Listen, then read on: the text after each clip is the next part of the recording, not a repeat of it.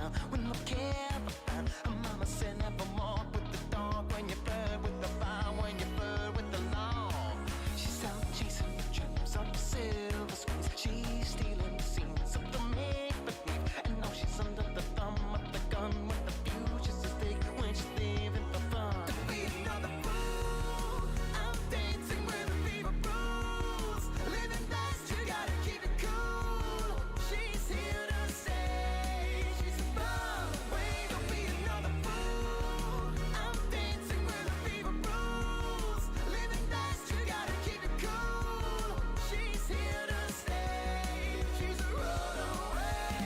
She's down 21, out on the front. Not a moment to lose, not another excuse. There is a sadness that speaks from the eyes. There's a madness and evil she keeps in disguise. Against coldest eyes from the years of ice. They tell the tale of a love gone stale. Spending the nights in the fill of the chase to escape from the pain of a world gone insane. To be another fool, I'm dancing with the fever rules. Living fast, you gotta keep it cool. She's here to stay. She's a runaway. Don't be another fool. I'm dancing with the fever rules. Living fast, you gotta keep it cool. She's here to stay. She's a runaway.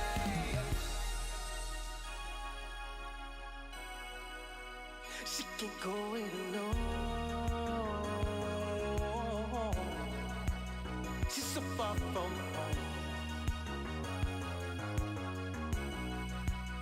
She ain't going alone. She's so far from home.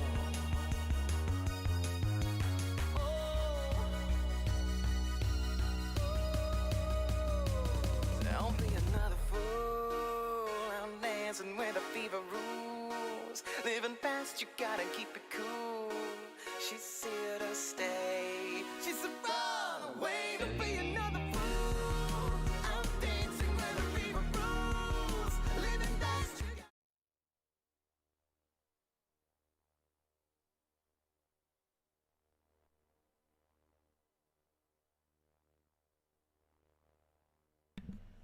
Got it. All right, cool. We should be all set. Just had to boot up the mic here. Okay, well, let's get cracking. Hey, Spanky, thanks for coming in. That was a lot of fun. That was about a year or two of work that came together for the EP. Anyway, is it doing that weird thing where it's starting to try to power save my video here? Ah, yes. Okay, so let me adjust this while we're here. I think the filter is a little bit weird. Yeah, okay, so the green screen does not like my yellow shirt, so we're going to have to adjust this. That's what it was. Okay.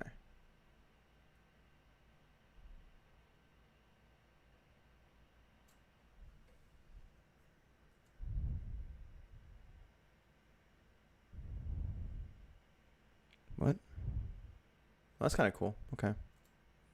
I think it's reflecting the yellow up, so I might switch shirts real quick. So it's something that's not gonna be close enough to that color. Yeah, I got something. One sec.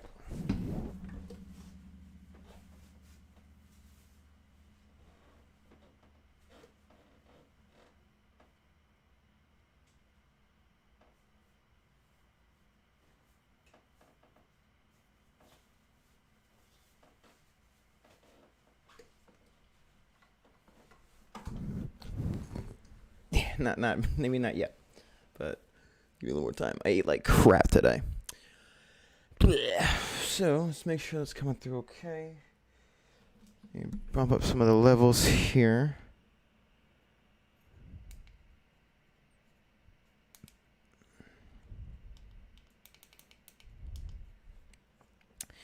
And this is probably the way to go. Yeah. All right. Okay. Let me take a shot real quick of this. Put it on my Instagram.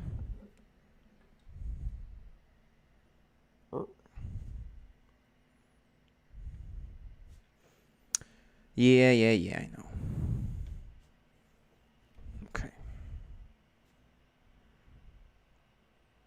Kind of going old. Seem like a grandpa doing it this way. Cool. Oh, wow. Thank you so much.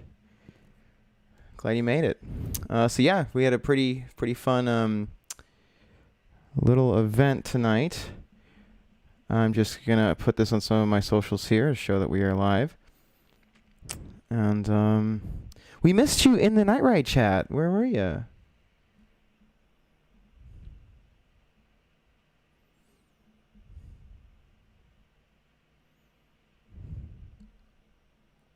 Okay.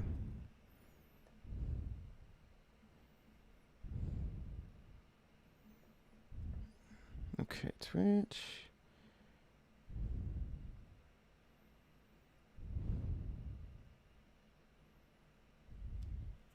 Okay, and there we go. And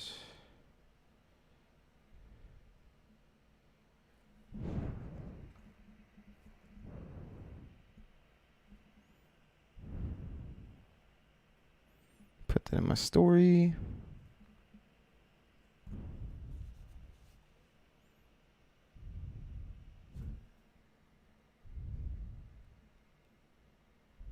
Whoops. That didn't come out right.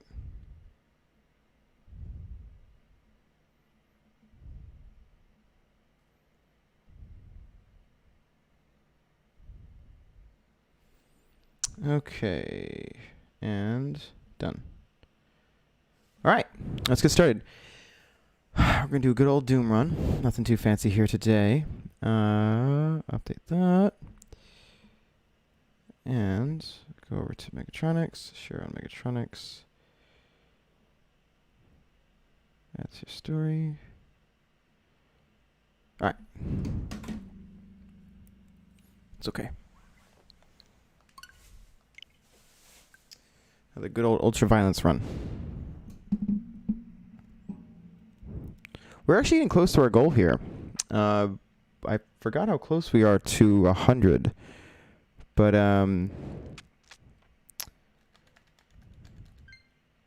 because I got a little more training to do. I ate pretty bad today. I treated myself because it was the release of the EP. So I've got to get rid of.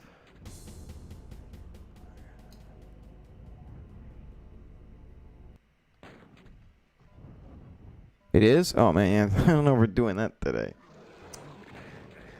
I don't know about that. Okay.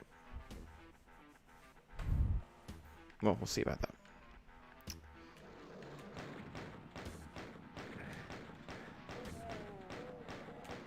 But yeah, it got the EP did. I think it got a pretty good reception. We're gonna see how the sales are, but people seem to like it.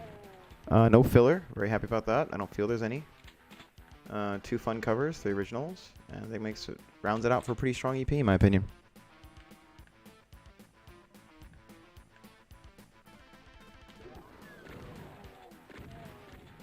Actually, I'm gonna message my boy.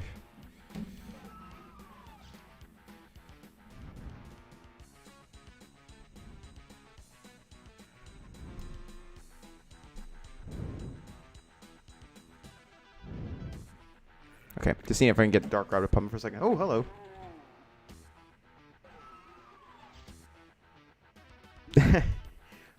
Man, why didn't you should have seen Space Kumite? I had that moment.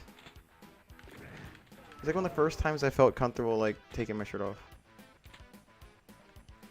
I really gotta start cutting more weight. I'm trying to get some of the muscle mass I lost over the pandemic. I did bad this week. I've only been in the gym twice. I'm trying to get to that 4 or 5 mark. We'll see. It's been a long day, guys. I've been doing music literally since 11 a.m. I had to get up with this guy across the street who just had to power wash his fence at 8 a.m. A bunch of stuff happened in the neighborhood I had to wake up and be ready for. I'm pooped. Oh yeah. Well, I'm very tired. It's a really good day to see some raccoon eyes. I know someone seems to like those a lot. These come in handy for that.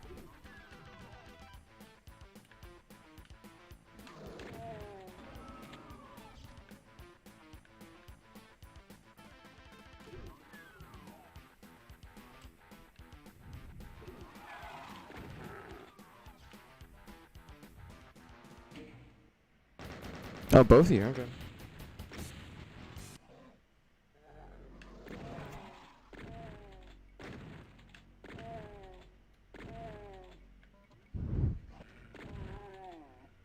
Is that like a goth girl thing? They like guys that look like they haven't slept.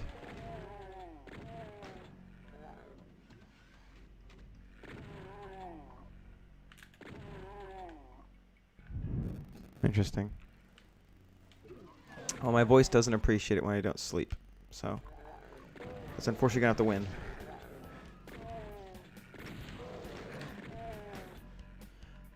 Actually, come to think of it, I have a pretty laid-back schedule tomorrow. Probably just training. I got a couple lessons. I get to work with one of my favorite students, Lucas. Hopefully, his voice is doing okay. We gotta get the thing back in shape. He's a monster vocalist. He just doesn't know it yet, that's all. I've told him that one of my goals is for him to surpass me. All my students, I want them to surpass me. Well, I mean, yeah, not right now. I mean, also, you know, I'm a coach, you know. I'm pushing the envelope with this muscle shirt right now. And I only did that because it was blending in. My other shirt was blending into the green screen a little bit. It was. God, I'm trying to... It has been quite the enigma because his abilities as a singer are not the problem. I'm confident they're not the problem. And because range is excellent. His musicianship is spot on. His lung capacity has been improving. There's something else bugging him. Oh, hey, thanks a lot. Appreciate it. Oh, my notifications are working. Good. Hey. If I can get my computer to run a little faster, I can actually play like sound effects with that. We'll get to the bottom of that. I'm confident we will. Like, I've been through some rough patches with my voice, too. You know what's interesting? As I noticed that my ENT, he got a new kind of scope, and he could actually detect problems that other scopes couldn't detect. So I wonder if the right specialist is the way to go. Oh, thanks for listening. Glad you liked it. It was a lot of fun. A lot of work. Fun fact, There Can Be Only One was, I believe, one of the only times I got dizzy in the booth, and it was the high screams. They were done on take one. The final There Can Be Only One was, I was very proud of the fact that it was take one, but I was able to access my core like really well for that. Like, I just really could feel this really getting that voice out, and it was like just draining pure power from my body for that. And it was one of the few times, like, it was, for those who are big Dragon Ball nerds, it was like when Goku was demonstrating Super Saiyan 3 to Piccolo, Goten, and Trunks, and he had to kind of like drop briefly to one knee. But that was what happened. Like, it was advising me behind the glass. Like, I hit the note and like kind of just like, I just had to skip back up. I'm like, okay, how was that? He's like, we got it. All right, good. Now I gotta do it live. The altitude training mask has been very handy for those kinds of screams.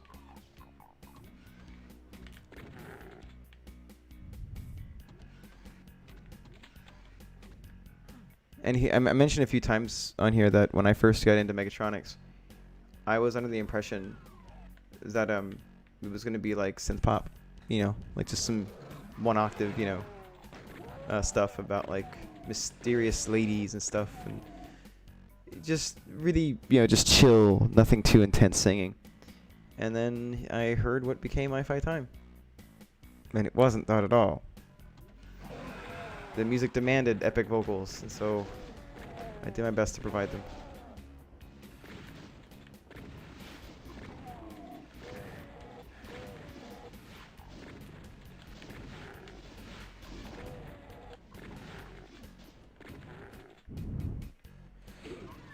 Thanks. It was a lot of fun really getting in there and getting picky with every little syllable and all that. Lucas is one of the few vocalists I have the pleasure of working with where I get to teach some of those little, what I call nicks and crannies, that really can make a vocal line pop in the booth. And it's evident in his hard work. Like, he went from an already really good vocalist to like one that can truly like begin to emote when he's in a booth. Oh my god, this guy's pissing me off. Get back up here. Just congratulating my student.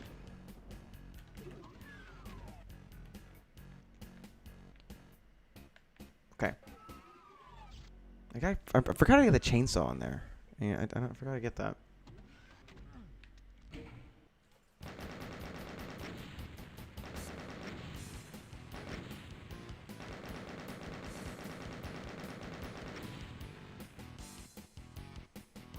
Okay, my chat needs to reload. Give me a second. It's not giving correct analytics right now of the total people streaming. There we go. Now it's accurate. All right, cool. Water?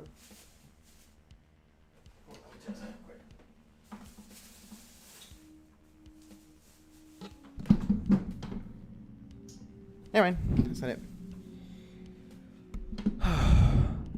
Who was the... There was a bunny person in there who mentioned the bros. I was trying to see that when I went, because it's like...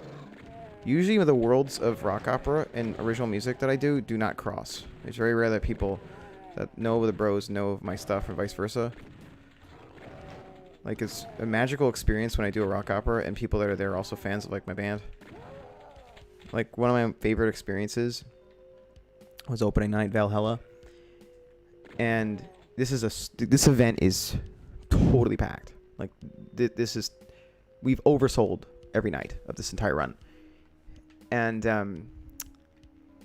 this is my first time acting, and I have a lead role in this mega rock opera thing with like this gorgeous huge set. You know, we got press, all this stuff there, and it's just all new to me. And we've sold over like 400 or 500 tickets, just completely sold out. And yeah, we got a bunch of people tuning in online. I think it was like 1,000 people tuning in online, and like on UStream. And what was it going on about that? Something about nervousness. Sorry. Oh, right. I looked at like sometimes when you're acting, it's hard not to like notice the crowd. Like usually if the crowd's here, I try to look up here, like try above them. And I noticed that there were Aries shirts in the crowd. I think it was like the second weekend, something like that. And it was like this my nervousness, because I try to size up whatever crowd I'm looking at, try to get an idea of like, you know, who's there, you know, like sometimes if you take a look at like a certain kind of t-shirt people are wearing, you can get an idea of how to banter, you know, and really understand who you're performing for. Anyways, seeing a bunch of Aries shirts out there, like that, like kind of calm. It was like a nice calming effect. That I was like, okay, my people are here. Okay, this is the Aries night. Awesome, and yeah, that was. It was one of the rare occasions where both worlds met, and it was very special to me. But usually they're very separated. Like I have some students that have seen some of my rock operas, but it's very rare that oh my god. I had one, oh my goodness, one like showed up at Merriweather when we played Main Street Music Fest, and we had this guy. He just was not getting his parts right. Actually, the band was just not the most. It had some. Well, the band was pretty good for the most part. We just had some weird flubs that were showing up in the set, just to put it one way. And my student comes and gives a surprise visit, and I'm like, oh no, this is not the show I wanted you to go to. We were kind of still figuring out like what the best lineup was for Thrill Killer at the time. Like if it was like 2 years after the fact, yeah, it would have been like, okay, this is the band they want to see. Or even like Megatronics, even though it's just two of us, like it's tight. It was unfortunate. It was just a rough show. It was definitely one of the roughest ones I've been a part of. Really was upsetting.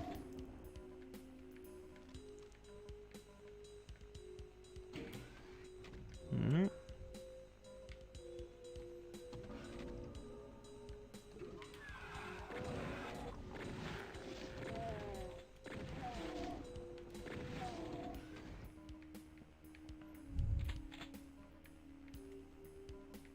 So for those who had a chance to hear the EP, anybody got like a particular favorite song? I'd love to hear everyone's thoughts on that, because I'm just trying to gauge like what direction worked best, you know?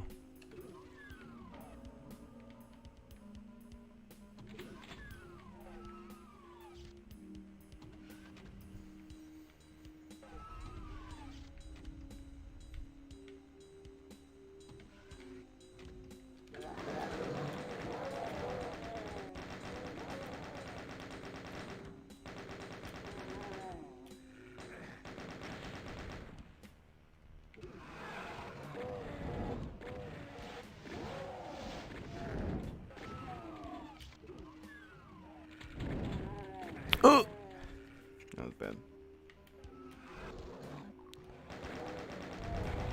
Hey, what's up, man? You got it. Definitely is some Doom. He's doing a good old-fashioned Doom 1 run on Ultra Violence tonight. Having a little after party for the Megatronics EP release. Notorious definitely has the most pop elements, at least in terms of my job of things. At least with the vocal melodies. It probably has some of the most in terms of rhythm and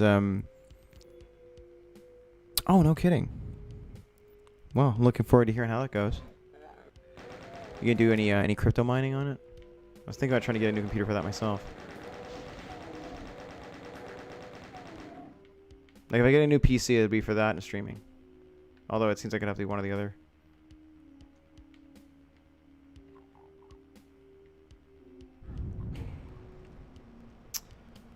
Yeah, Notorious was interesting. That was a very tricky song to write on. Probably of all the songs Robbie has sent me that made it to completion, probably the most complicated. I felt that what was on the hook was what I refer to as not very hook friendly. There's a lot going on, and when things are very busy in a hook, it makes it very hard to write a good hook on it. And so it took me a little bit to figure out a good melody. Sometimes songs are like that, where like it took me about a couple minutes. Like usually with these kind of songs, like Highlander, which we called it Highlander, but it eventually became There Can Be Only One. But yeah, with There Can Be Only One, the melody,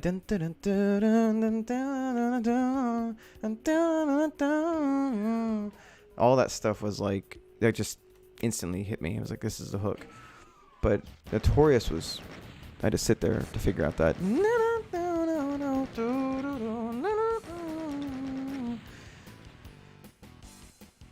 But in the end, I was happy with it. Robbie puts up with some tough criticisms for me because Hi-Fi Time is really like it. Hi-Fi Time I've always held as like the standard for the band. Like, I do this with any of my projects. Like, I release a song, and it's usually like there's like one killer single that's released in whatever project I'm putting out. We always seem to hit the ground running with that first song when we find our sound. For instance, like Passion Killer, that was the first single for Thrill Killer, and that felt like lightning in a bottle when I wrote all the parts for that. But then like Hi-Fi Time, when I was sent the music for Hi-Fi Time, I was like, whoa, this is just stuff I would just like to listen to, even without vocals. And so that was quite easy to write lyrics to that one. And ever since then, it was like, how do we capture what made Hi-Fi Time, and how do we improve on it? Like, how do we figure out why that song just clicks so well?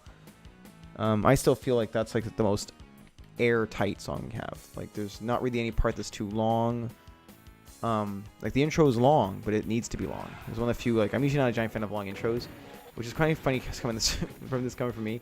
Because once you guys hear the Power Up album, there's like almost no intros to songs, and it's actually not my call for a change. Aztec Records have a very high standard of quality control, and they do not like intros. They at least they don't like very long ones. And so I'm usually one that cuts the fat in a lot of songwriting. Like, I usually don't keep long intros. You can see this in Thrill Killer, because in that one I'm the primary songwriter in that stuff. So you don't see me like spending a lot of time, with long stuff. Like maybe Digital Desperado. Oh, cool. I sat on that song for quite some time. Happy with it. We were joking about that song actually today. We're joking about like, what if I rewrote Wicked Rhythm? How that song gets right to the point. Like this boom, she's got me in her eyes, another is a lie. And and so we were joking about like, if we sent this to my label, would they say the intro's still too long? And like the intro is me literally getting into the hook immediately, she's got me in her eyes. But happy with that one too. That was a weird one because apparently the timing on it, there's something that the music nerds of that band, I was extending a measure or something to get that extra, and they were a little hesitant at first, but then after I was like, nope, just play it the way that I sung it to you guys, and it came out fine. It's every one of the more poppy songs. came up with. Okay. I'm usually like, ever since I built Thrillclear, I was never a big fan of too much collaboration. Maybe because I got the itch to write everything, and even though I'm not like much of a producer, like I always like writing all the main parts. I don't know where I get a lot from. Maybe it's video games or something. I don't know, but I love writing just songs where every part of the song sounds like it sings together. Like everything just sounds like it could sing together. Like if you hummed a bass line, here we go. If you hummed a bass line, for instance, in Passion Killer, it's catchy. You know, you can, or you hum obviously the guitar, you know, that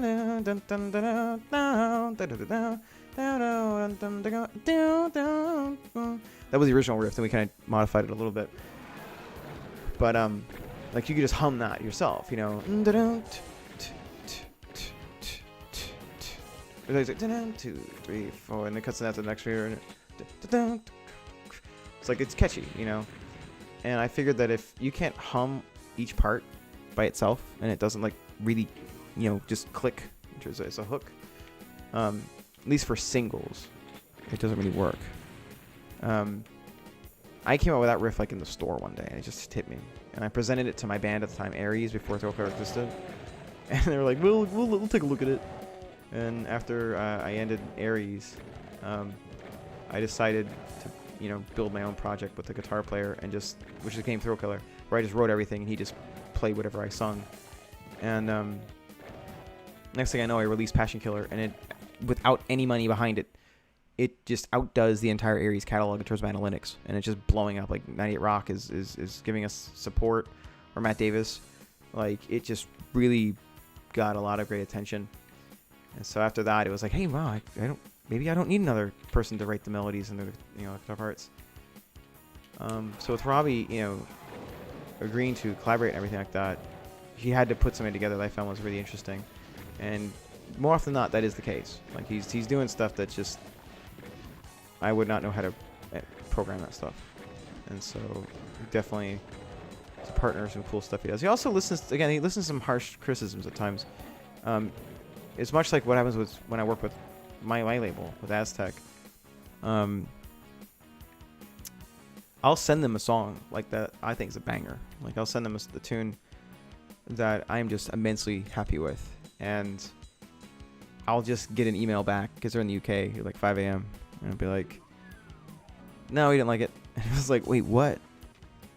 And so I remember. But at the end of the day, I felt it was salubrious for me. It was a good challenge. I needed that. I felt that it grew me as a writer, you know, because Aztec, I've seen them dominate electronic charts in Canada. And it wasn't me like thinking I'm a bad writer. It was more like, okay, so let's figure out, like, is there a formula to writing a really good pop song? How do we do that? And that's how Runaway was built. Because Runaway is just like me just kind of be like, okay, fine, screw it. I'm going to write the catchiest, like, just quality 80s pop song I possibly can. And I decided to pull out all the stops and pick the best engineer I possibly could, Tony Corelli, and he kind of Quincy Jones what I did, you know. Come on, don't cut me, don't cut me.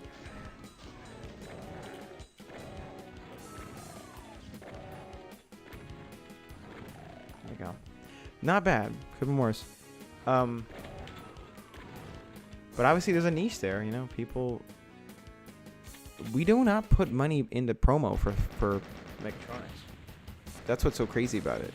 Like, we don't do anything with that, you know.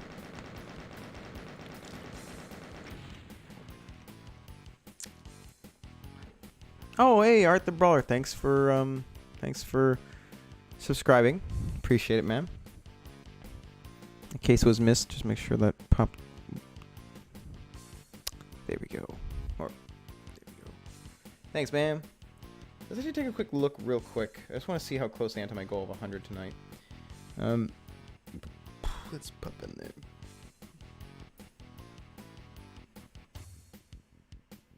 $99. One left. Okay, one left.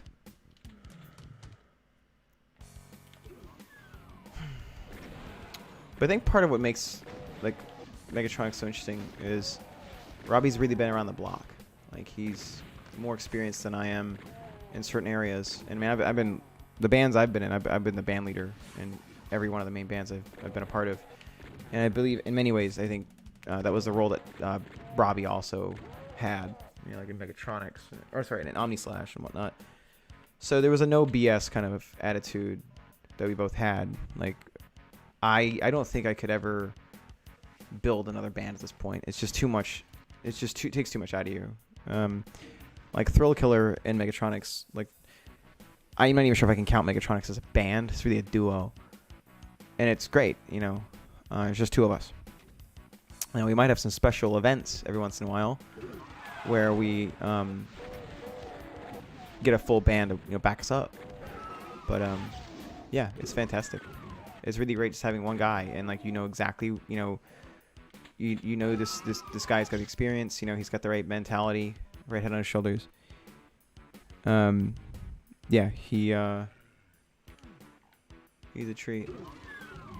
Because yeah, especially when you run bands, like, I think when you're running a band, you're taking a different role. Because when you're the guy who has to make a lot of decisions, you become the villain pretty quickly in a lot of situations, and you have to be. It's kind of like when you have to fire someone in like a job, and they always tell everybody, it's like when you meet someone who says all of their ex-boyfriends or ex-girlfriends were all evil, or like every manager they ever had was evil. Maybe it's a possibility. Is it likely? Not. I mean, it's odds are not in your favor that everyone you've ever been dumped by, or everyone who's ever fired you, all were just unanimously the villain. And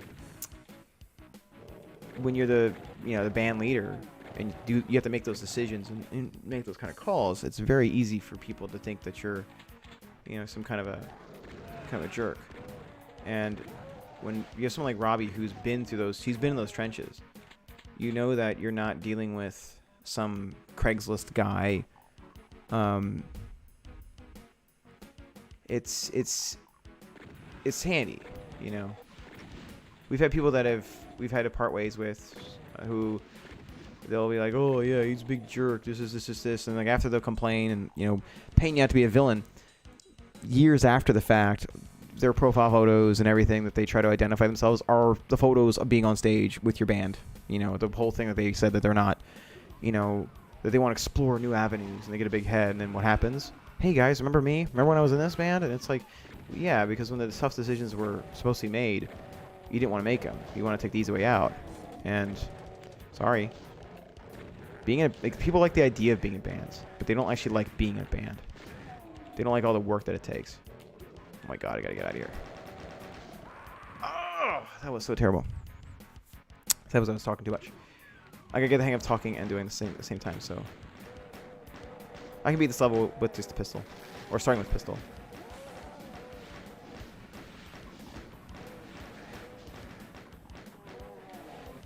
Where's the shotgun guy?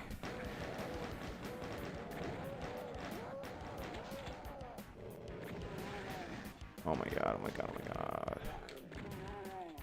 Oh, I know what I had to do. Oh, I get it now. Okay. No, we had one guy that we don't work with anymore. We had a guy we were auditioning, and he decided, because he's just being petty, he was the guy who was talking to one of our new auditionees, and behind her back he was telling the auditionee, yeah, okay, I know what I gotta do.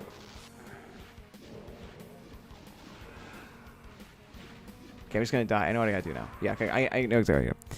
And he was telling the guy to make sure he didn't contact us again, that our band had broken up, even though that was not the case. This guy was just being a petty, a petty child. And when I heard about that, like, I was legitimately mad, because this is no longer you're just being petty. Like, you're trying to sabotage a band now. Like, you're going around telling people the band doesn't exist and also their nonsense when there's a global pandemic going on. Like, I some of these guys, they'll pride themselves in playing in front of no one, and there's something wrong. I mean, you gotta start somewhere, and Some shows just aren't as, good as other ones you have. But in this instance, likely the reason you don't have any people coming to your shows is you're rushing out to play bars, in the middle of the Delta variant outbreak, and you're wondering why no one's coming. It's like, well, yeah, because it's not safe yet. Like, maybe we can figure out a safe way to do it. That's what we're trying to figure out with Thrill Killer right now. Like, what events can we do that are safe, and how to do it correctly. And that's but the thing is, when you're a leader, when you're running the band and all that, you should have to be very quiet about these kind of problems, because you're the guy who represents the band, or the brand, And that gets exhausting. It definitely does. It would be much nicer if I could. Sometimes it's like, I really wish I could just quit these guys and then just be petty and, lie about stuff all the time. But at the end of the day, you can't, because your aspirations are much higher than them. Like, by the time, a lot of these guys are using photos from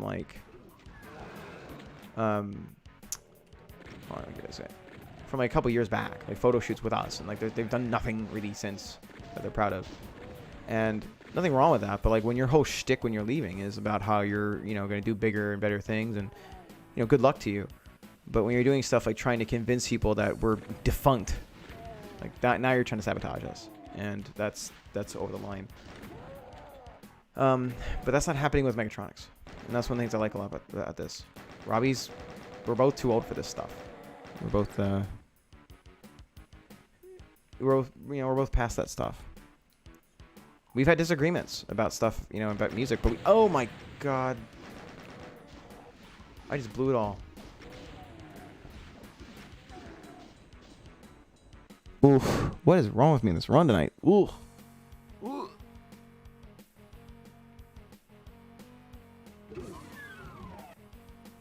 I'm completely out of ammunition. How did this happen? We're better than this. I'm better than this. Okay, here's what we're gonna have to do. Oh my god. Get off me.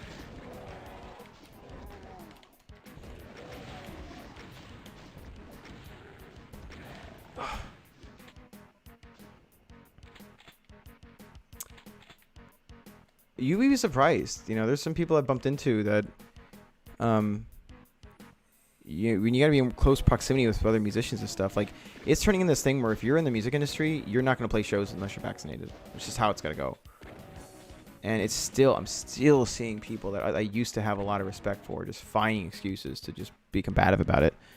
And it's like, dude, I don't know what you looked up on YouTube, but we've been in these situations before, and much more dire situations. Like yellow fever, I was learning about that a little bit today, just how bad it was for the United States and what we had to do to get out of it. It makes what we're going through right now look like a cakewalk, like a complete cakewalk. Like they inoculated people back in the old days, but the way they did it was disgusting, and it was far more dangerous than this vaccine. Or these vaccines, no doubt about it. They would inject otherwise healthy people with the pus of wounds from people that were dying of yellow fever to give them a less intense case of it, so they were immune to it, and they had to make it mandatory. Yeah, it is cutting a swath through the unvaccinated right now, and I want to play shows again. I miss it dearly. I really miss being a performer on stage again. It is. I didn't know how much I missed it until I haven't done it for over a year. But I don't want to be an idiot about it either. That's why we've had some ex-band members that have capitalized in the situation pretty disgustingly. Who've tried to say our hesitancy to play live because we're not sure how to do it safely yet, is us just being like, oh look, they're in shambles, while they have 7 fans. So I'm just venting, I guess, a little bit about it. There's a bunch of other stuff too. As a band leader, you've got to keep it quiet. And with Robbie, you don't have to worry about that. That is why I work with the guy.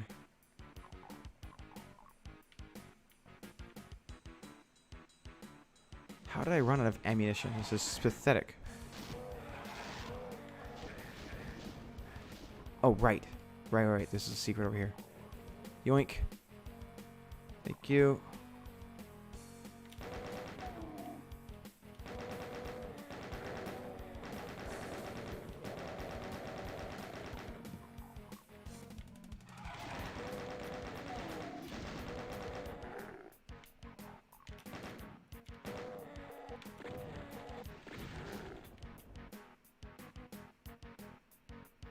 Understandably so. You know, I know that a lot of people, there's people that cannot get the vaccine. And those that are able to get it, we have to get it to protect those that cannot. All right.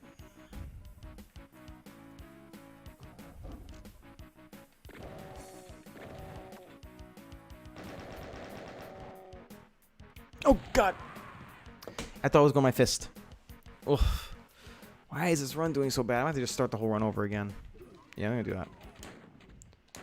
I can fix this whole run. Ultraviolence. I need my guns. I forgot the supercharge. It's a bad run for me today.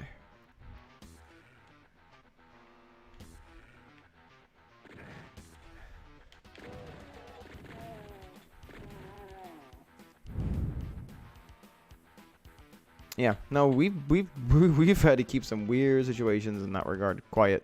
Ones that I'm not really thrilled that I have to be quiet, but it's tricky. There's some days where you hate running bands because sometimes some musicians can't do the simplest of things, and you have to bend over backwards just so you can continue your career because someone's being a child. Like, I've dealt with some weird stuff. Like, not to say I'm perfect either, but again, when you're in a management position, you know, you have to fire people for some pretty ugly stuff sometimes, and you gotta keep it quiet. And Robbie has seen pretty much all of it. And when you deal with that kind of adversity as a team, it makes you pretty effective together. My guy's a fly. It's driving me nuts. I'm gonna kill that thing. Yeah. I'm gonna kill this bug quick. Here we go.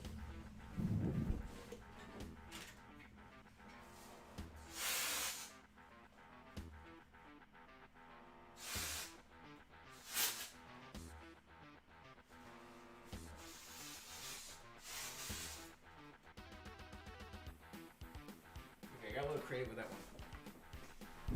one. Okay. I had an air duster upside down. Sub-Zero his ass. Alright. I got a consistent 5 in here tonight. Awesome. I don't want to get too bitter about this stuff. It's more just a reflecting on how effective Robbie is as a teammate.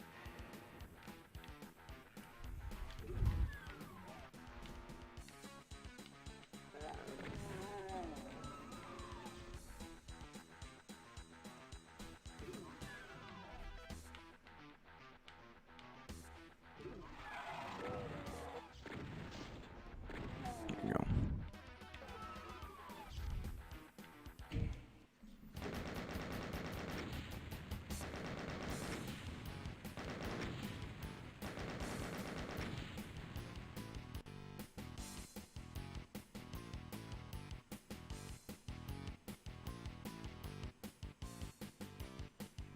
Oh, good. I was wondering where you went.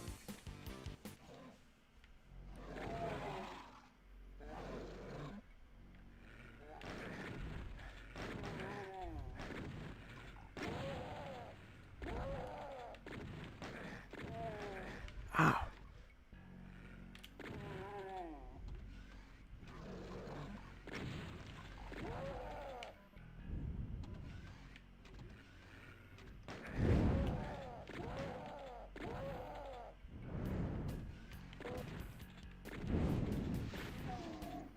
Yeah, I was wondering where you went, Spanky.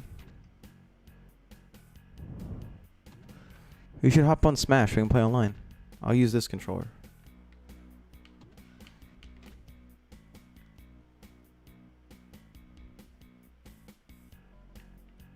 I need one more follower, and I'm at 100. Oh, cool. Yeah, tomorrow's an early day for me, or is it a late day for me? So my first student is 4:30. But I need to figure out what's going on with Lucas's voice. Because inside all of that inflammation he's been putting up with is a top-level professional voice. And I'm committed to solving this riddle. It's perplexing.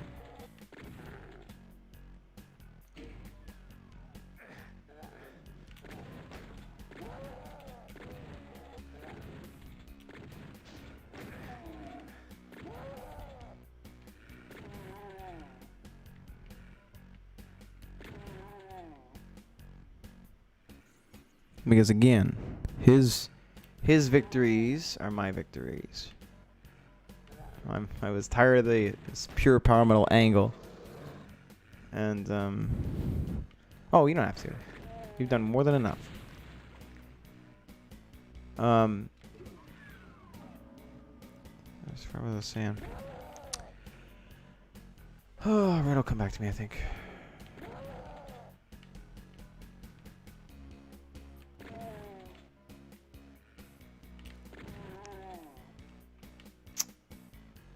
I gotta find that chainsaw. Oh, I think it's in here. Yeah.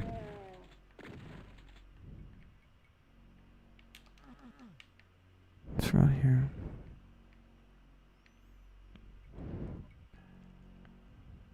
But yeah, because I mentioned before, I got kind of burned out on just pure power metal. I just felt it was cliche, not a cliche, but I don't know, just there's people in the scene I was getting tired of, and it's just a lot of this toxic kind of, I guess not toxic, but it's just a lot of elitism in power metal, and it just kind of got on my nerves because I felt that I covered every base I could have in terms of what music we put out, but we never were truly accepted in that regard. And so after that, I was like, fine, I'll be as unique as I want to be. I'm not going to confine to what power metal thinks power metal should be. Because in that case, if I want to be like the next Stradivarius, why not just listen to Stradivarius then? Why would I want to be the next one? They already did it first. It's like when you listen to Dude Bros and they want to be the next Metallica. It's like, but Metallica already exists.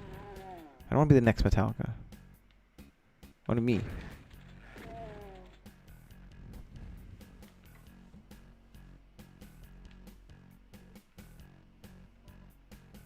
I don't know where that chainsaw. What the?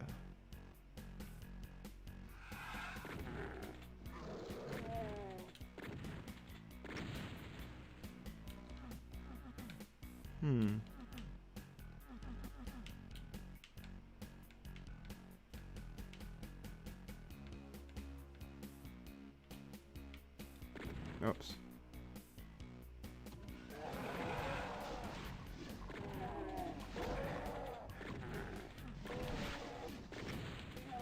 I mean, finding a niche is important. Like, sticking to it's one thing. Like, we had some of that problem in Thrill Killer at times, early on at least. Hold on, I think I get up here.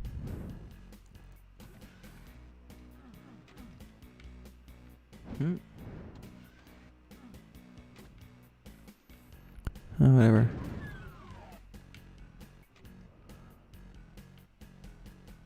Grubby and I work because we have a very similar aesthetic, visually at least, so it fits well. We talked about that in the interview a little bit. Come on up. I know you're down there. Oh, no, he's not.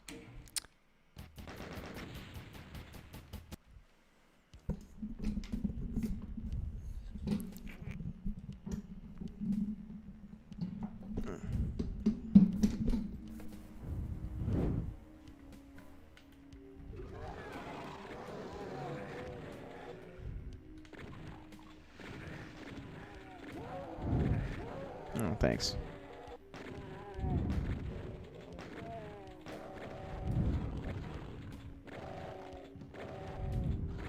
Screw you.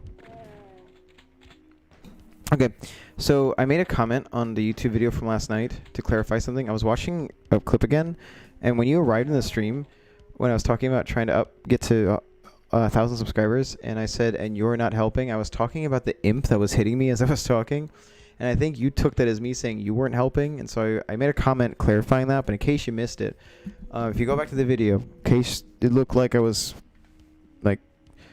like, oh, you're supposed to help me get followers. I was making a comment about that imp I killed. Like, I turned around and shot him.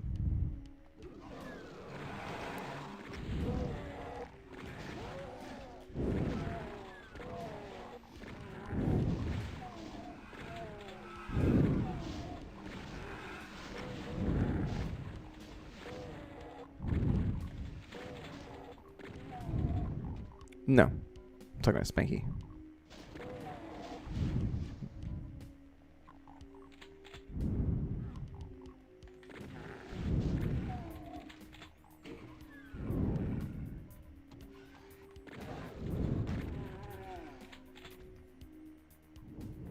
Okay. Well, I've got a way to help you with your numbers too, so I'll pay back.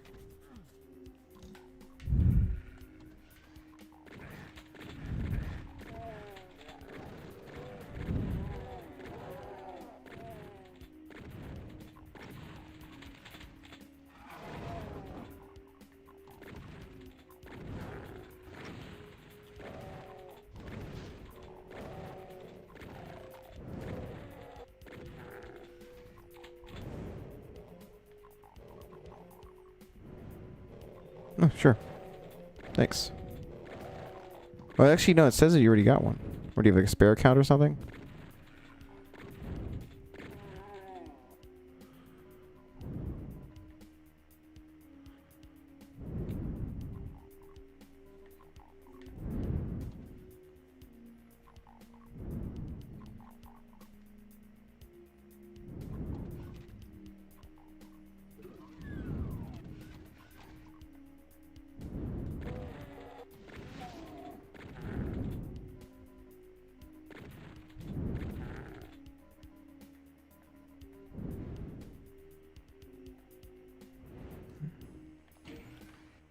I forgot you have a Discord, Spanky. I'll pay it back with more donuts, okay? I mean healthy food. We gotta make it a commitment when we hang out again. We're eating healthy, okay? I mean that sincerely. I've got to get better at this. And if you want to also eat more healthy, we need to work on that. It is a weakness of mine. I do want to hang out with people and I eat really bad. I ate bad today.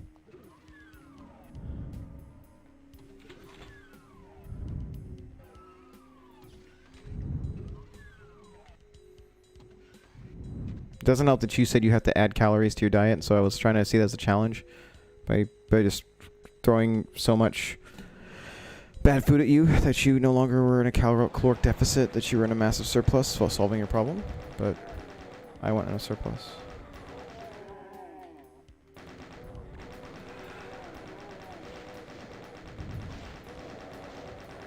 How is that possible? But I made you eat 2 donuts and all this other crap. I just bowled the crap out of you.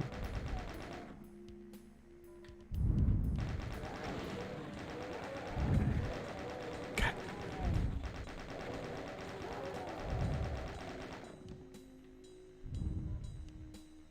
Guess. Well, maybe do up your sodium. Get the water weight to add on. Wish I had that problem. Cutting weight's so difficult. Like, my way of working around eating bad is I made it a bulking phase. And so, instead of worrying about cutting weight, I just try to throw it on the muscle. And that's helped out a lot. But I didn't train today because it was such a long day for me. But tomorrow, I guess I got to hit the gym again.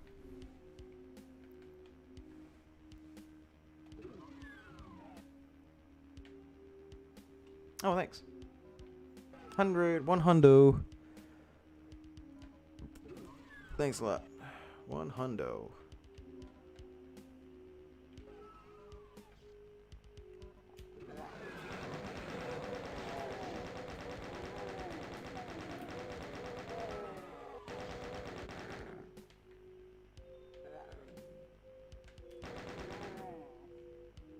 Okay.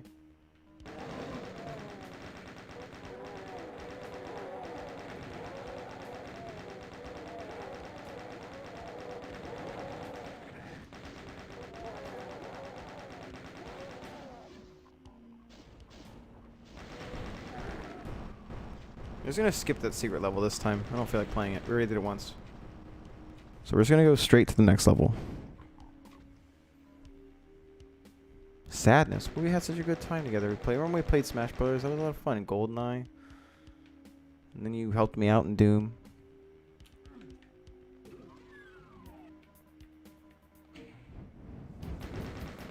That was fun.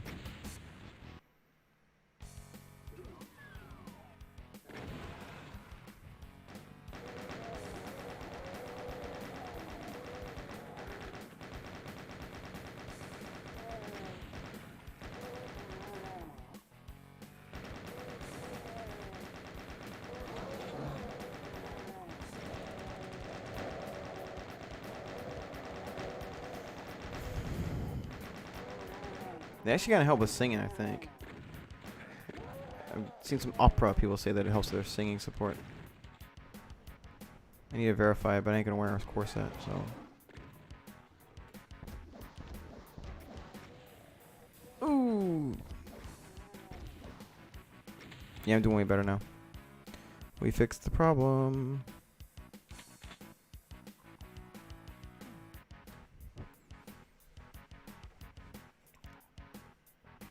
Hey, what's going on, Lotus?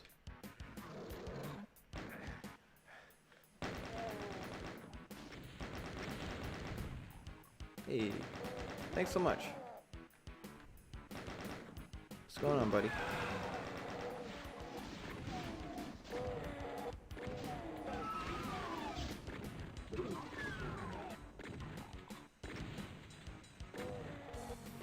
I mean, I guess. It just doesn't seem to make so much sense to me. Of course, that's help with back pain. It seems to make it worse. Try to get you on some L-glutamine. Repair the body.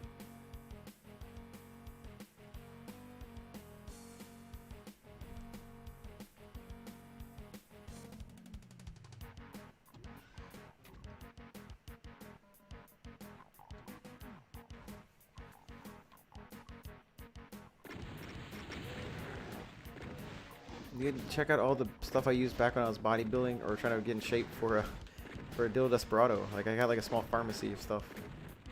Just some creatine.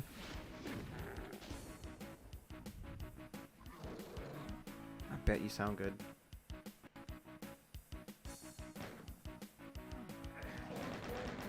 Yeah, fine.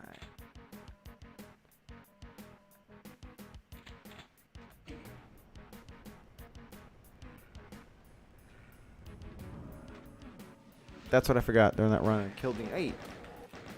That's why I lost. I didn't get the Mega Sphere. Or Supercharge.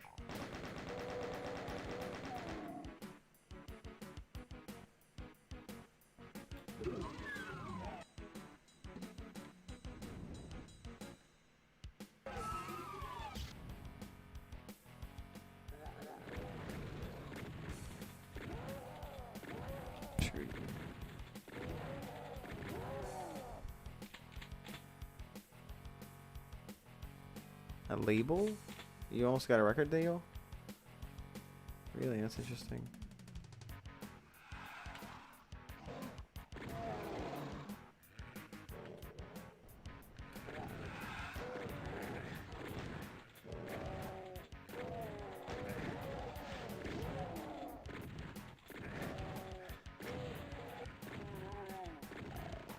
Huh. Guess it must have been a bad record deal.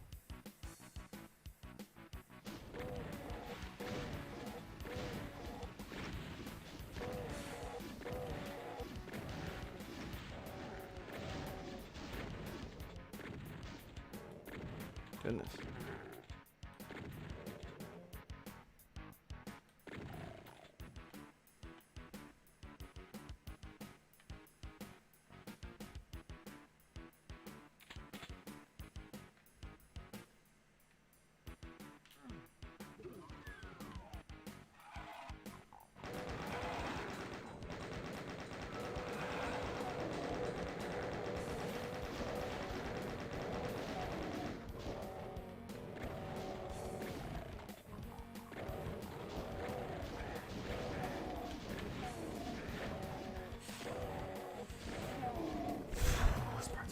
I came in the wrong way. Did not think that through.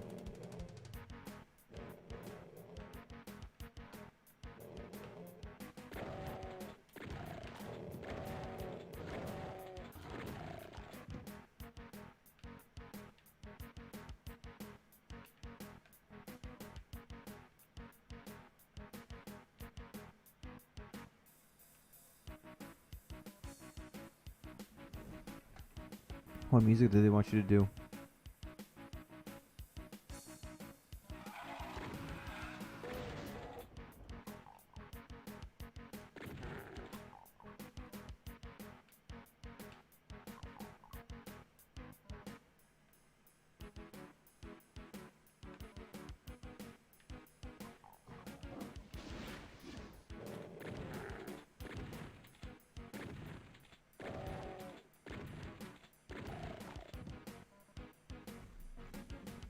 Alright, good night. Really? I can't see you being into gothy alternative stuff. Never struck me as the type. Jillian, do you think she's a big goth?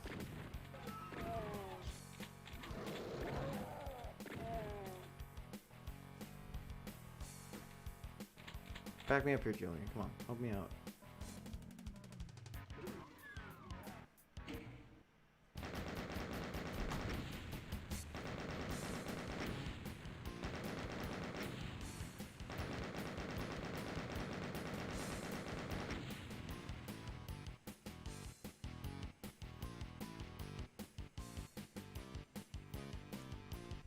Yeah, see?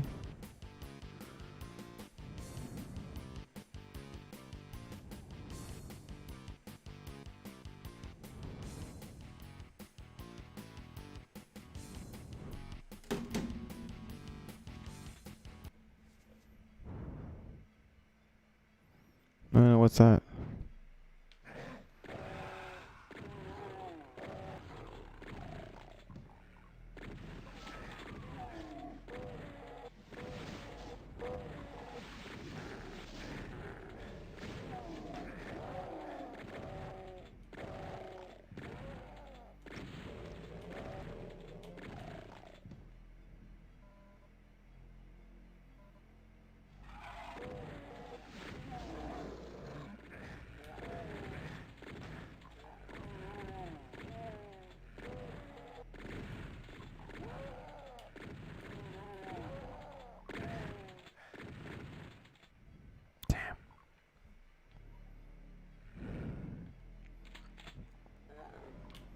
What about La Bouche? What if they did? You want to go to have you cover La Bouche? You know, Be My Lover. Think you'd be big into that?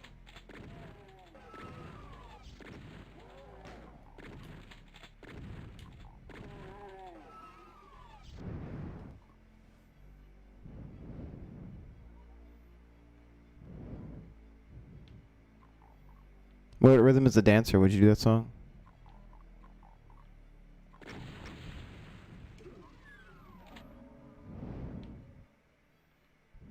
Maybe I should cover that one. That'd be cool. Be cool.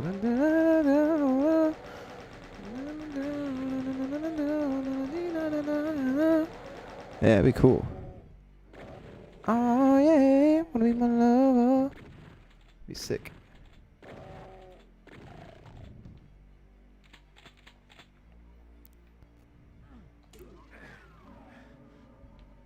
Nah, we got a pretty sick cover. Yeah, no, she speaks German. Yeah.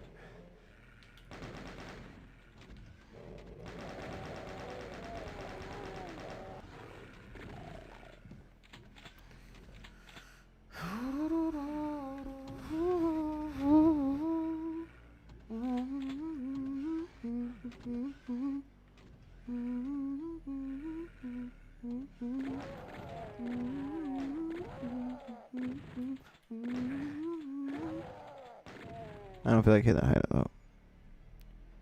Yeah, she's got a lot of hidden talents.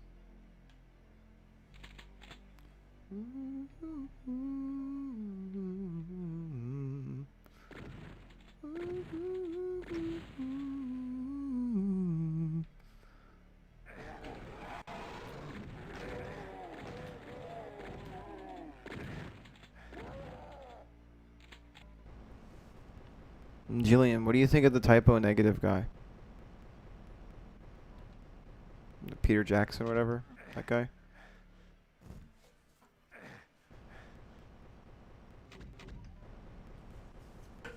What do you think of him? What?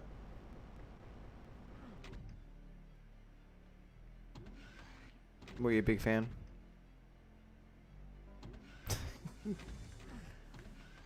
I just was curious if she, you know, she liked Peter Jackson too.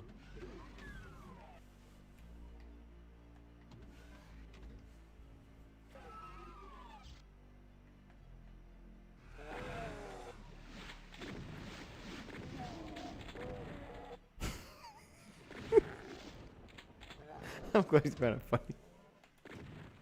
Oh man. I know. I know.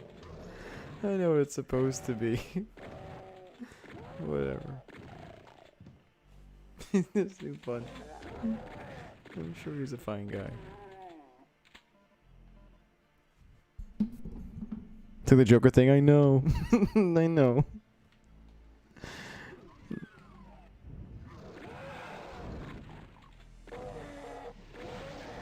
Was it? Oh yeah, I'm talking about as like a guy. Like if you're attracted to him, because he's like the tall Danzig, you know. And all the goth girls like Danzig, but he's too short, you know.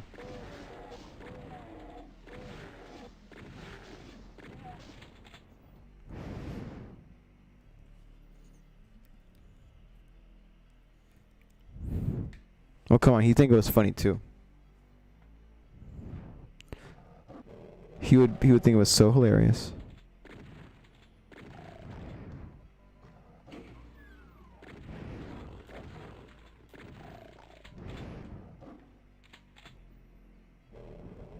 Really? What kind of, are you like a Marilyn Manson kind of guy, or Charles? Which one is it again? With the guy that got rid of his rib.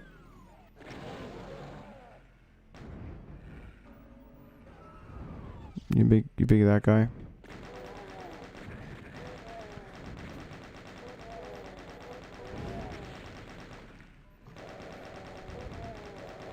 Well, I mean, I know he got accused of a bunch of stuff recently, but like just in physical appearance, not like if he's a creep. Like I know he's got some pretty bad accusations levied against him. But like, what if like he didn't do all that stuff? Like, I'm just going on looks here. I'm not talking about like if he's a piece of trash or not. I don't know. I'm just trying to get an idea.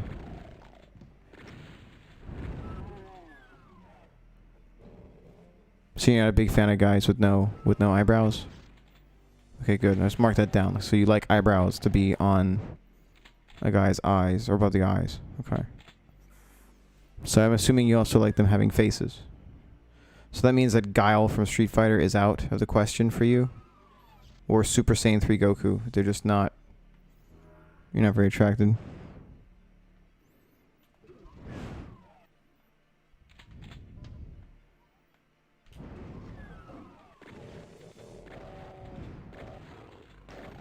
So I guess you don't think Vegeta's new form is attractive because he loses his eyebrows? Hey.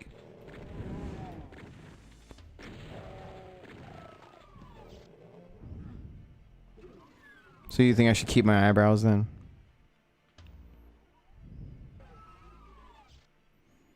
All that fur? I thought you were into hair. So if I just grew pink hair, like, you okay with that? Or are you talking about just the top haircut? You wouldn't think it's weird if a guy had a tail. Alright, Jillian, what are your crushes then?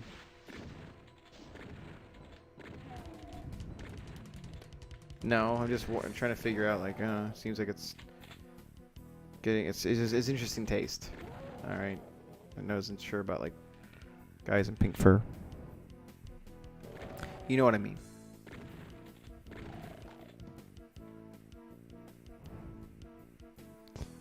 Let's see what Julian's questions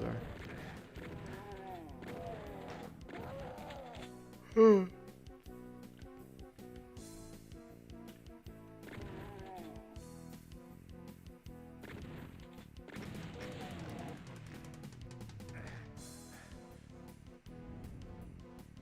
Who's that? Is that the blues singer? Like, singing on the dock of a bay or whatever, that guy?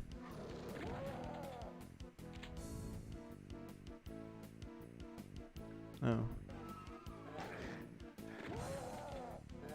Interesting. So you're not like Pretty Boys. So you're less of a Bret Hart kind of girl and more of like a Jim Duggan kind of girl, huh?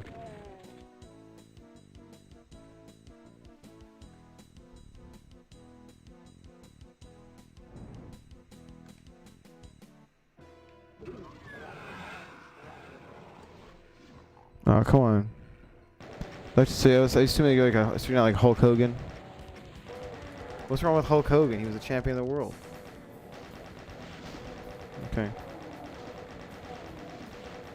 What about like the Ultimate Warrior? You know the Ultimate Warrior, that guy? You will be attracted to him?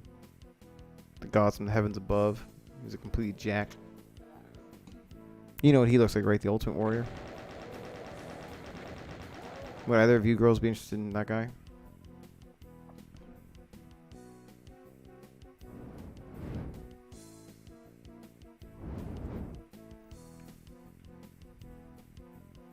Didn't that show get canceled? Like everyone get upset about it being canceled or something like that?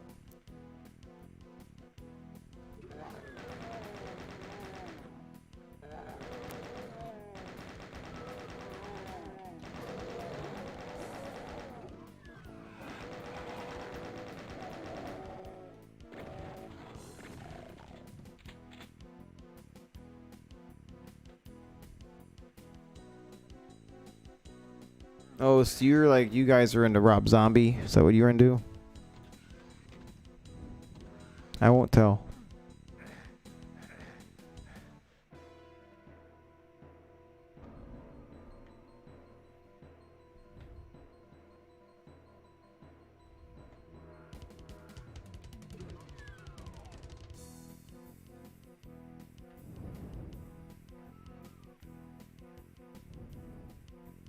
H, from what I've seen so far, he seems like a decent dude.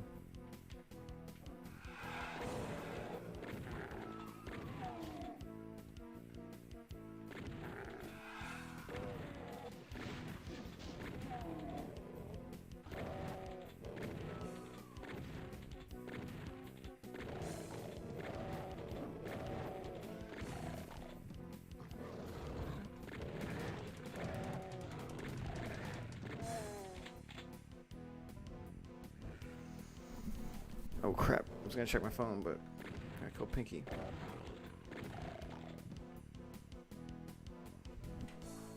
What? To like look spooky together?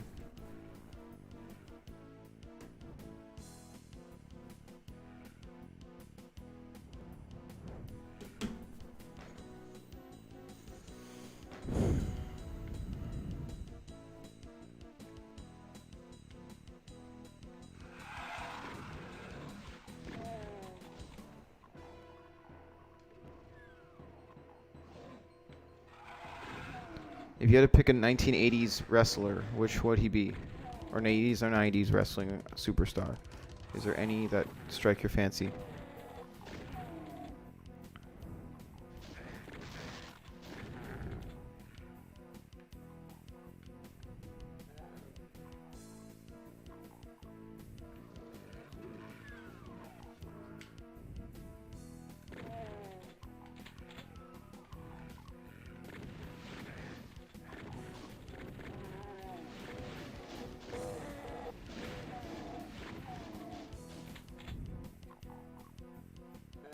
I guess you girls are into like The Undertaker, huh?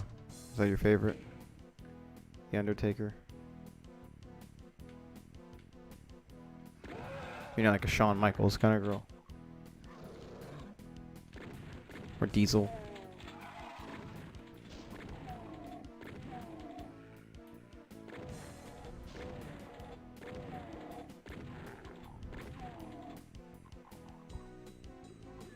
What? You're looking up photos of Shawn Michaels? Oh, really? That's interesting. I wonder what makes you so attracted to Homelander.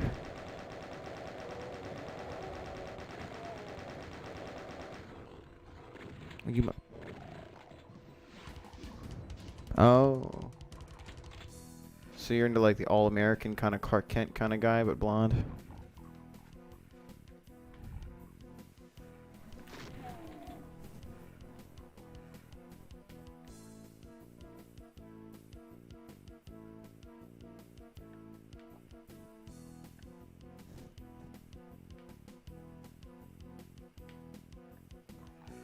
So you'd be interested in the Homelander if he dressed up like all black and stuff?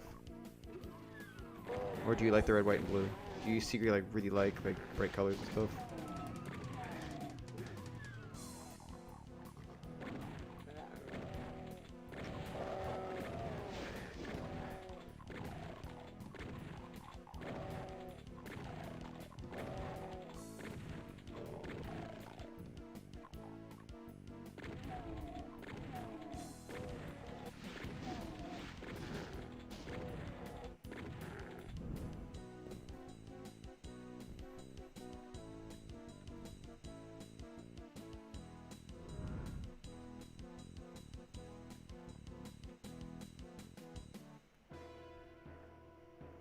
What about Stone Cold Steve Austin? Would you consider him part of your archetype?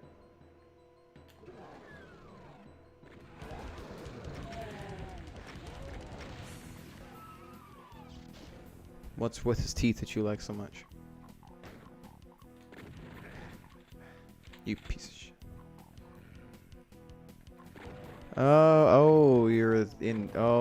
You're into that kind of stuff. Okay. Oh, okay. Got ya. Now I know. One of those people.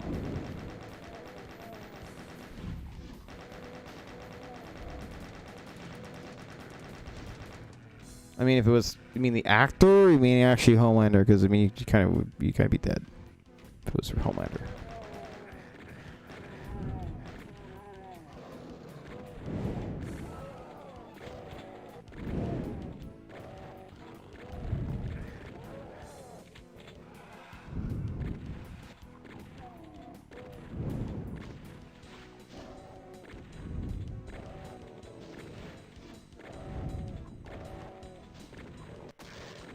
Hey.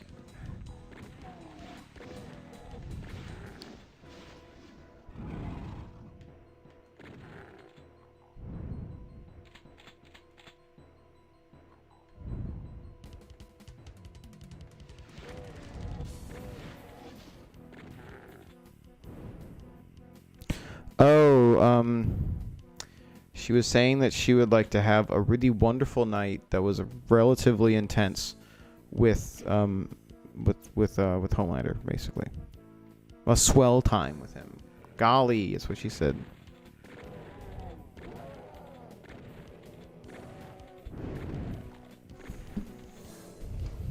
She's one of those girls, you know.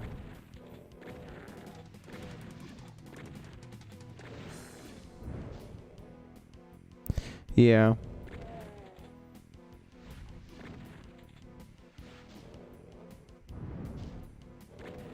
I thought it's past your bedtime.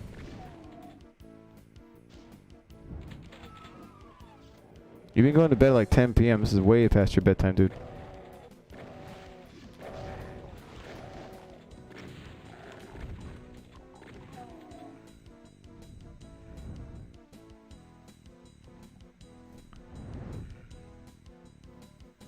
This is Jillian.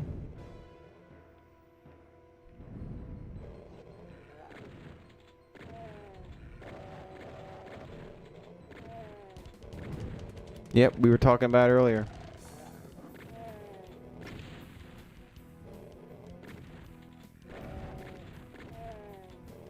Oh, is it? Okay, I read it. Yeah, well.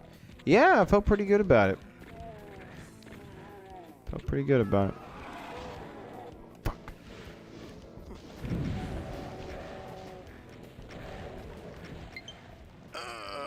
That was terrible.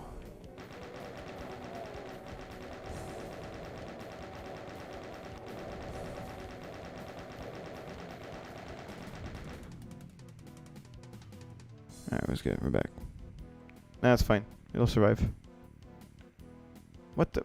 Oh yeah, we got that weird glitch right there. Old habits die hard.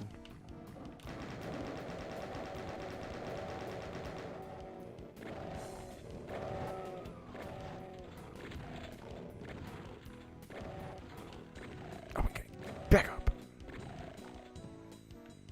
Oof, terrible.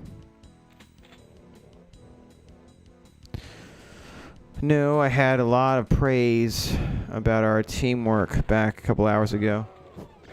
I was talking all about the good old days. And all the crap that you go through when you're running a band of your own. And why I don't think I would have, well, I've only wanted to, I really didn't want to build a band after Thrill Killer. Like, that would be it for me. Like, I would be kind of dumb creating bands. And this was an exception because you're some guy that you're too old for this drama crap, you know. I was hinting at some of the crap we're currently putting up with, that we're working with right now. Like a certain someone is lying about our band being defunct and all that other crap to make people not work with us. Because right now there's a pandemic and we're trying to be safe. So I was going over how it's very difficult to, like, when you leave a band, it's very easy to put someone on blast because you got nothing really to lose, and you can just, you know, act like you're gonna do bigger and better things. But when a couple years after the fact, most people, they haven't. And you hope they do, but you part ways with a lot of people for certain reasons. There you go. But all of the, you know, the quality control stuff and everything ended up making for an EP that's pretty good.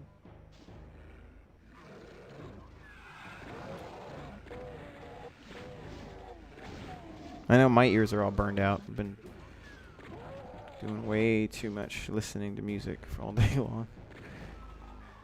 But I got a banger, though. I've had a satisfying day. Got a banger collaboration with the guy from all the way from India.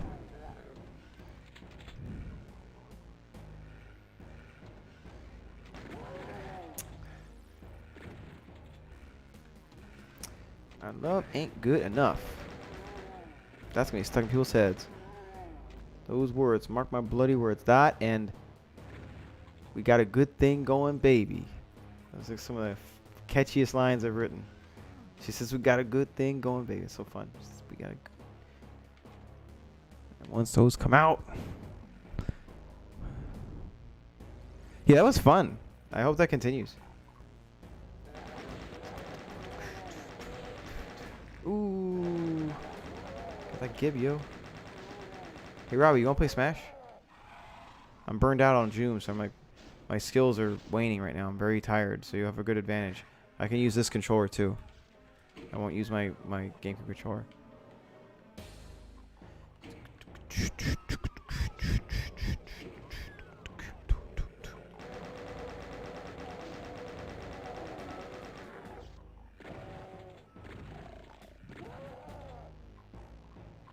Yeah. See, Spanky wants us to play Smash Brothers. You want to see a battle of the Robs? It's really epic when we fight. It's quite epic. Jillian, did you want to see the Robs battle it out in Smash Brothers?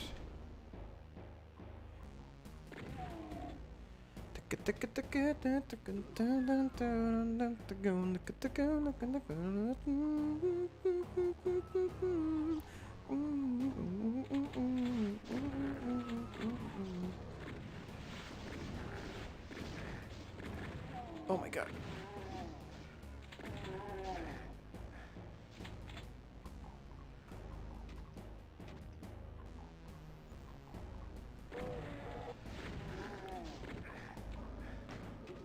I mean, I would say that I'm possibly more devastating in good duck game.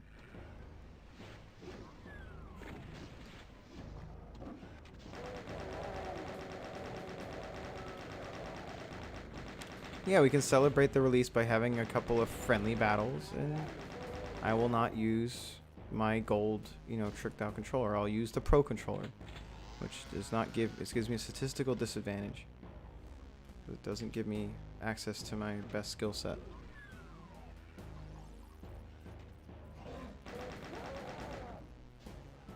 That game's okay. It's okay, but Smash is so fun, and I'm so rusty. I've lost so much of my skills in Smash Brothers. When I'm doing good on that one, I don't know. It's fun because I can quote gangster rap while doing it.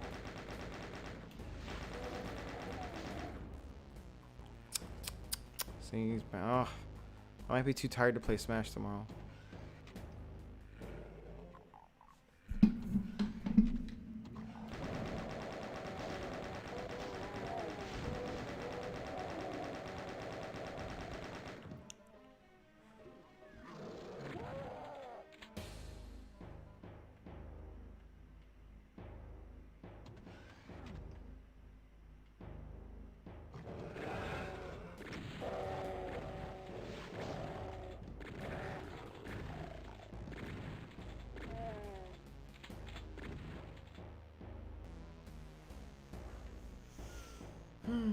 Come on, it can't be that bad. I don't play Smash much anymore.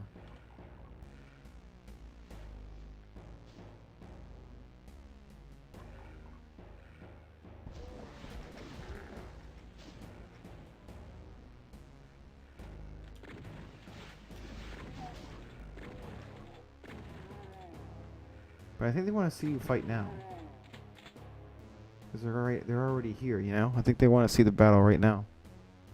You never know that, man. Don't sell yourself short. The boys in the hood, they're always hard. Come talk that trash, they'll pull your card. They get nothing in life but to be legit. Don't quote me, boy, because I ain't said shit.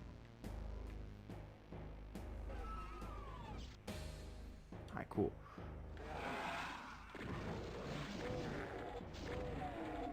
Let me wrap this level up, then we'll get going. So, set up.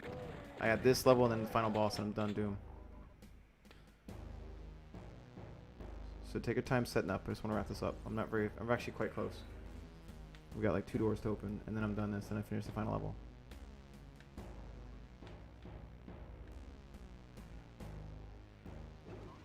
Okay, got that. Good. Alright. Give me a second. Almost done.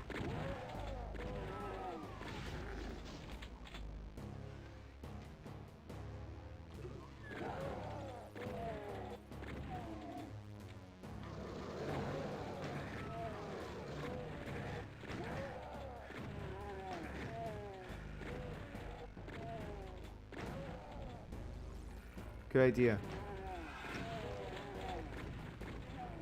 Thinking nothing of life but to be legit.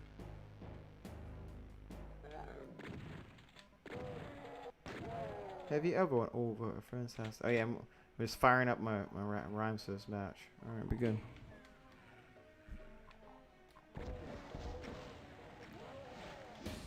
Robbie's got a pretty underrated Bowser.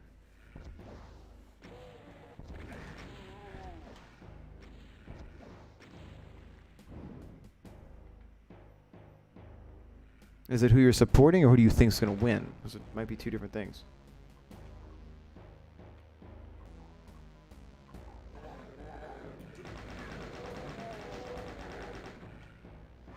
Alright, here we go. Final boss.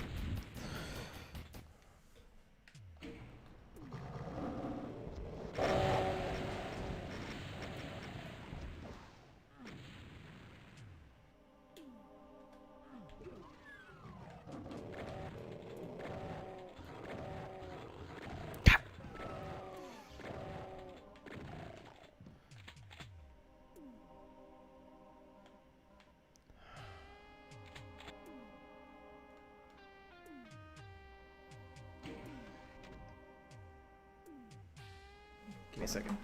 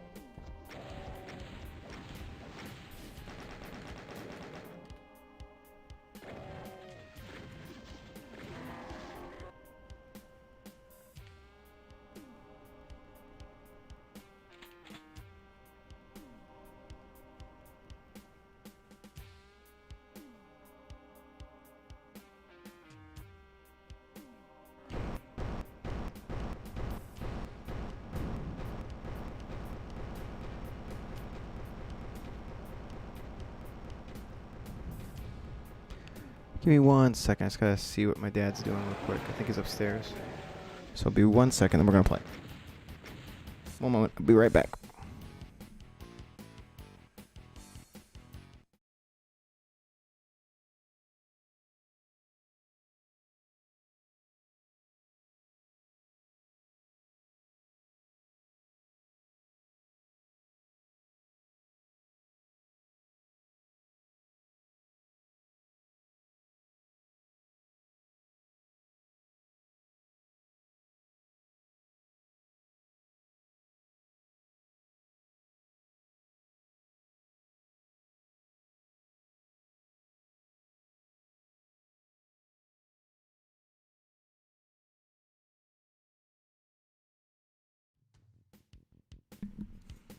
All right, I'm back.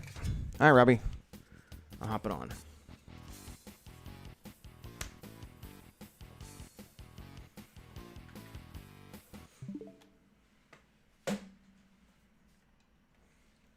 Switch over this one. This isn't dead.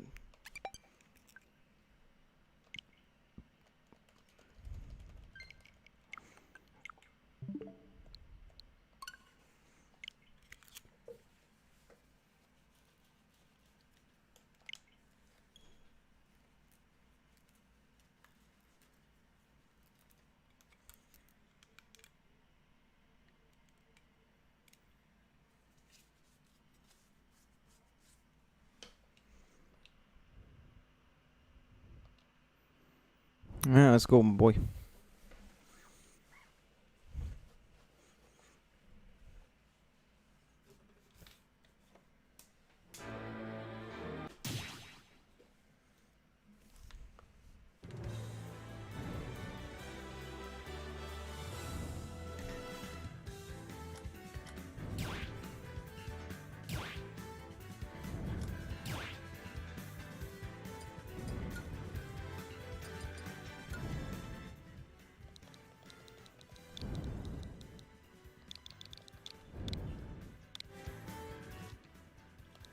Password is 333.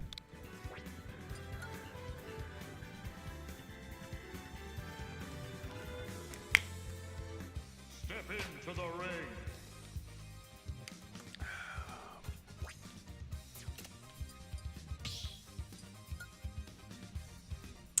Yeah, we're doing a detour. We're doing a Rob versus Rob fight. Mario.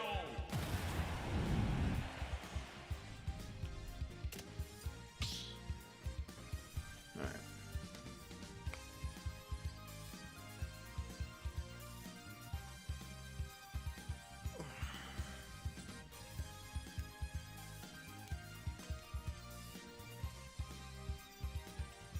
Needs some cleaning. Yeah.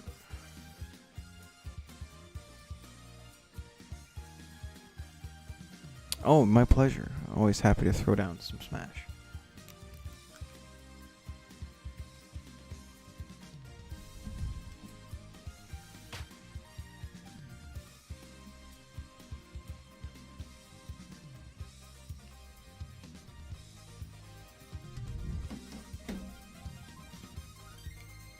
Yeah, we can play on 3DS.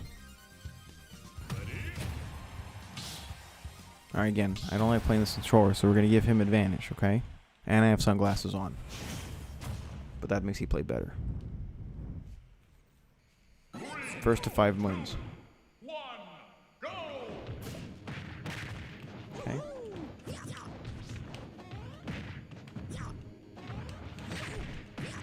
Ooh, ooh, ooh.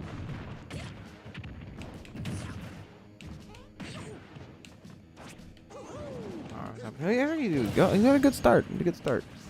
Oh, right. Well, hop on. Oh boy, you're gonna hurt me now.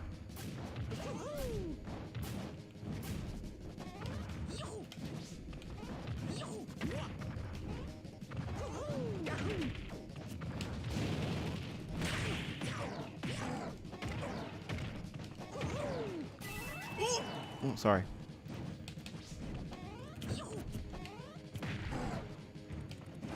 Oh, almost had. Oh, I want to count that one. I'm gonna give him a homie stock. Okay, let's go to homie stock. Let's call it. Here we go. You got a homie stock. I got you, buddy.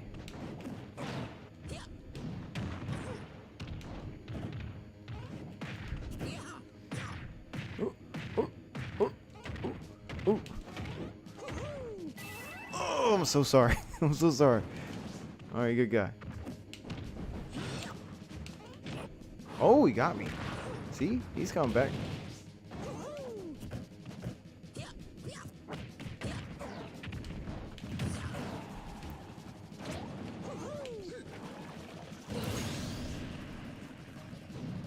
Taking nothing in life but to be legit.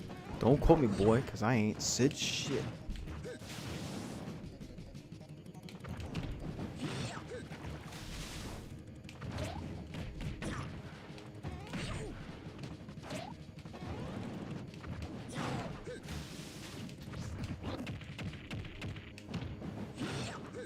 Have you ever know where a friend's house to eat and the food just ain't no good?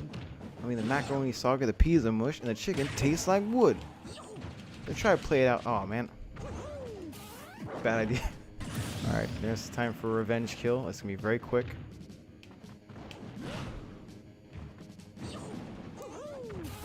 Ooh, almost got myself that time. You tried to forward smash me, didn't you? Ooh. Anyways, the macaroni saga, the peas are mushed, and the chicken tastes like wood. So you try to play it off so you think you can by saying that you're full. The fences, man, he's being played. He ain't finished. Oh, that's bull. So you try to play it out like you think you can by saying that. Ah, I messed up yours. Oops. Oh,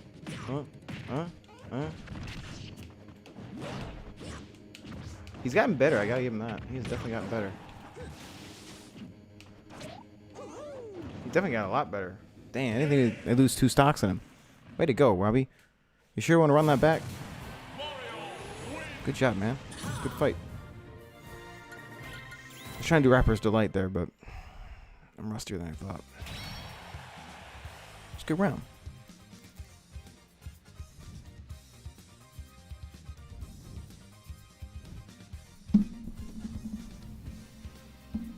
I mean, I could go another round. I think he's just shaking off the rust. That's what I think is going on. There we go.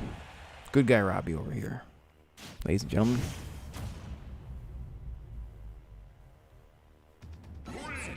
Alright.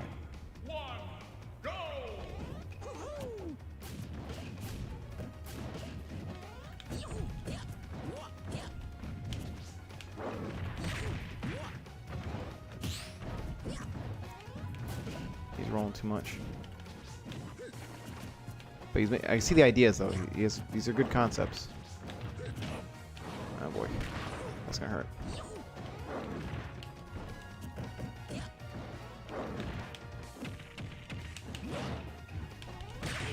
Sorry, my friend. Good guy.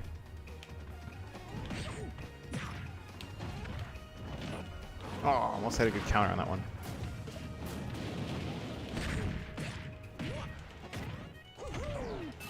I'm so sorry, old friend.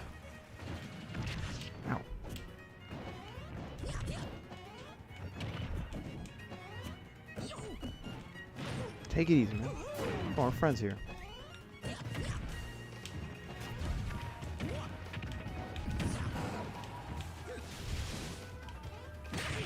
So sorry. I can tell you, shaking Rust off. He's getting clever now. He's guarded. This is way more than he's ever guarded. This is some good counter stuff.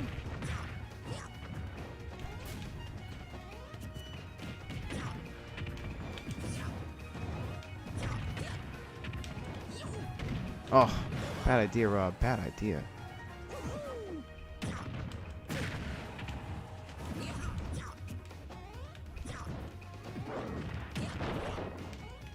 Double jump, double jump. Oh, I forgot his double jump. Alright, I'm gonna give him a homie stock. There, he's got his homie stock.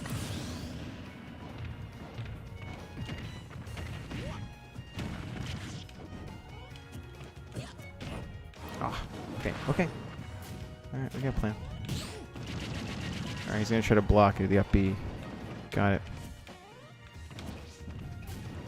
Yeah. Oh, we're just a random forward smash, really now. Okay.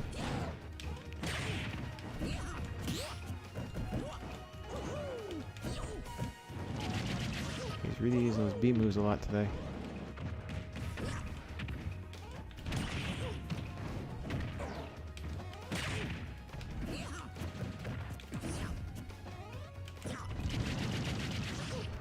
B moves won't save you though.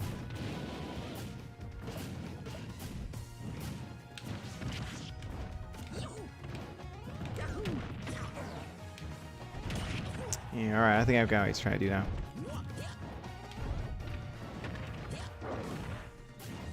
Take it easy. So he's trying to do... He's shielding a lot, which is not a bad idea. But there's an opening. Still doing a good job though. This is probably one of the best matches he's done against me. Hey, I was complimenting you. Come on, bro. I think I know how to break that shield up now.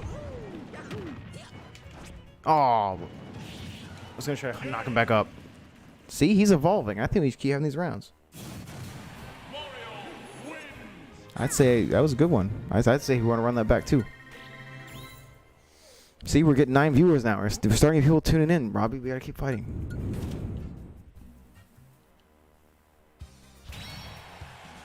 I would say we should continue. If I do say so myself. It was a rather sporting match we had just now. Yeah, well, we're having Rob be one, and then we're going back to Doom, okay? Hang tight. We're gonna do Doom again. We're just doing one match, okay? Road works. I know. It just after this. Robbie's getting a lot better.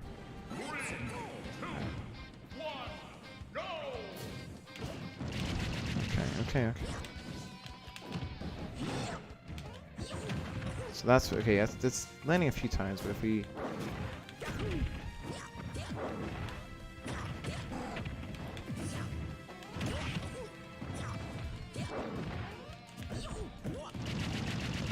okay, I know what to do here.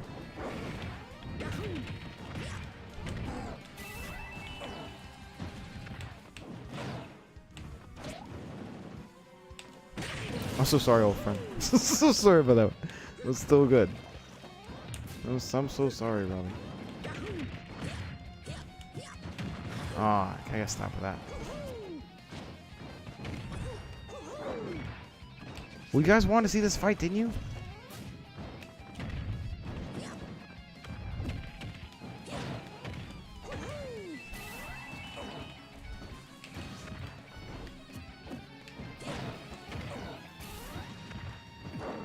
Aw, man. Okay. Not amused.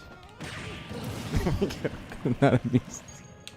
It's okay. It won't be long.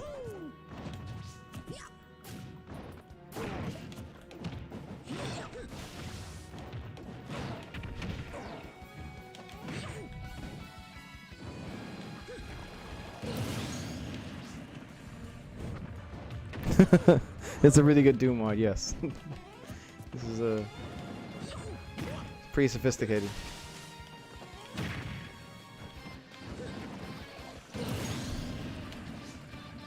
let's try again. I'm gonna do some bullshit. Oh shit! What even was that?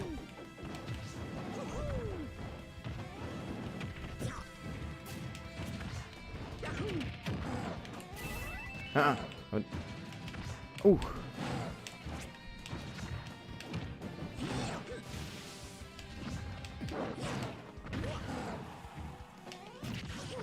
Almost had it.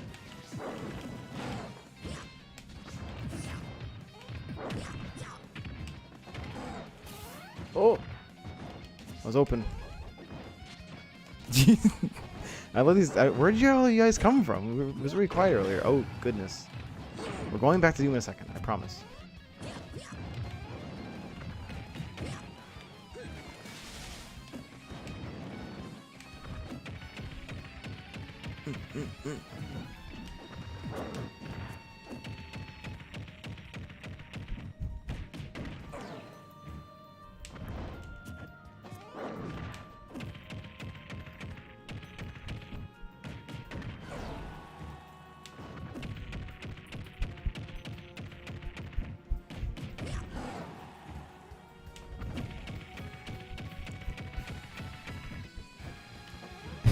Hey, it won't be long. I'm just wrapping this up.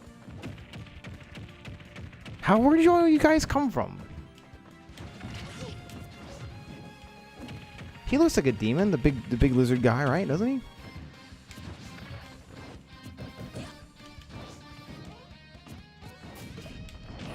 Oh crap! I'm not done yet, but.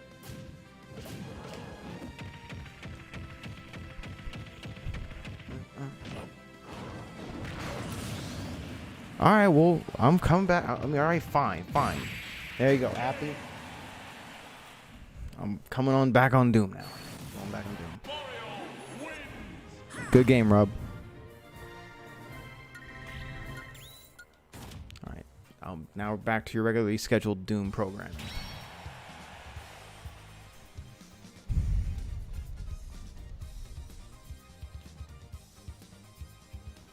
Thanks for joining, buddy. All right, now, time to go back on Doom. All right.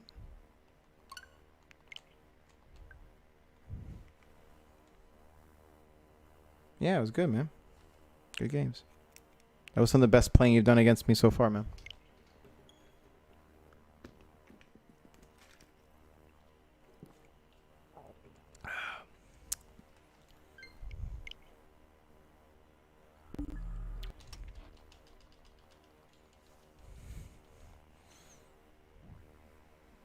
I'm one of the heretics that prefers playing on a controller.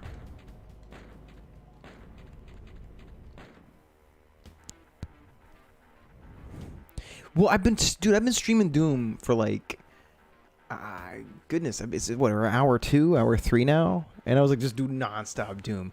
Then all of a sudden, I play 3 matches of Smash. All it was 3 matches of Smash, and everyone comes on in here. Oh, you're trying to do Bowser side on me? Good luck with that. Well, it's okay. I'm happy to go back and do more runs of this. I love playing Doom. Although, come on. There he is. Really? Dude, I'm happy to... That's awesome. I'm happy to keep doing Doom. I could literally just keep running. For some reason, I couldn't get it to show Doom 1. I don't know why. We kept trying to go over the Doom remake. So, that was my actual main objective. I was trying to do old school Doom. Ugh.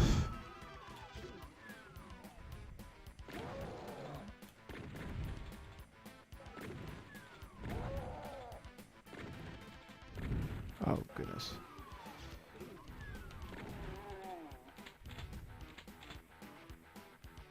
It's a bad run. Oh, should I be reading the chat right now? I should not be doing that. Get some health first. I agree. Doom episode 1, E1, episode 1, I can pretty much run pretty quick on Ultraviolence, even though, and also it's just easier to do an episode rather than do the entire Doom 2. So that's why I like doing this, because I can I've run it so many times where I can usually, when I'm having a bad run like right now, have like full conversations and stuff. I'm doing it. Oh crap.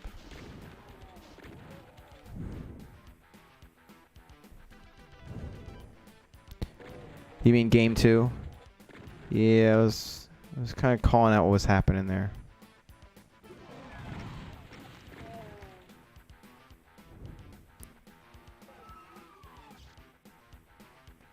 What's that? Oh, you mean the new map that came out? I played a little bit of it. It was pretty challenging. The new pack. Beyond Saturn, whatever, right? The one about Saturn. I have not really finished it. Like, I've done some Hurt Me Plenty on it. Okay, good to know. I'm kind of vanilla here. I just like running episode 1 on Ultraviolence. But I'm happy to explore other ones, yeah.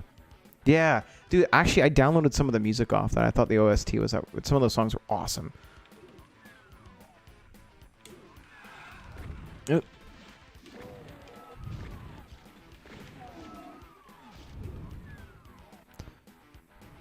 Dude, yeah, it was like some really good, like, serious chiptune stuff, dude.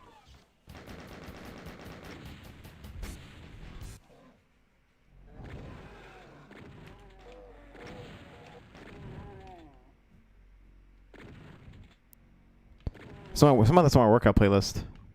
The Beyond Saturn stuff. Very tasteful. Today's actually, the stream we're doing tonight is a special kind of post, like after party thing we're doing here. Monoline Band's Megatronics is a synthwave power metal band. And we just released our second release, our EP, Limit Breaker, with TW1 Records. Tonight on Night Ride FM. We had a listening party earlier, and this is the after parties. We're hanging out here, so it is a duo. It's me and I'm the guy that does all the vocals, writes lyrics and all that, and the other half, Dark Rob. We're both named Rob.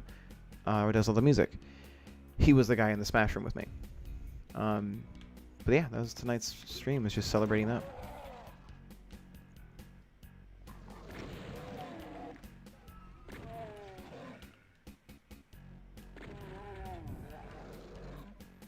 Doom is on the agenda at some point for songs to write about. Like the new EP, we usually cover a lot of aesthetic stuff.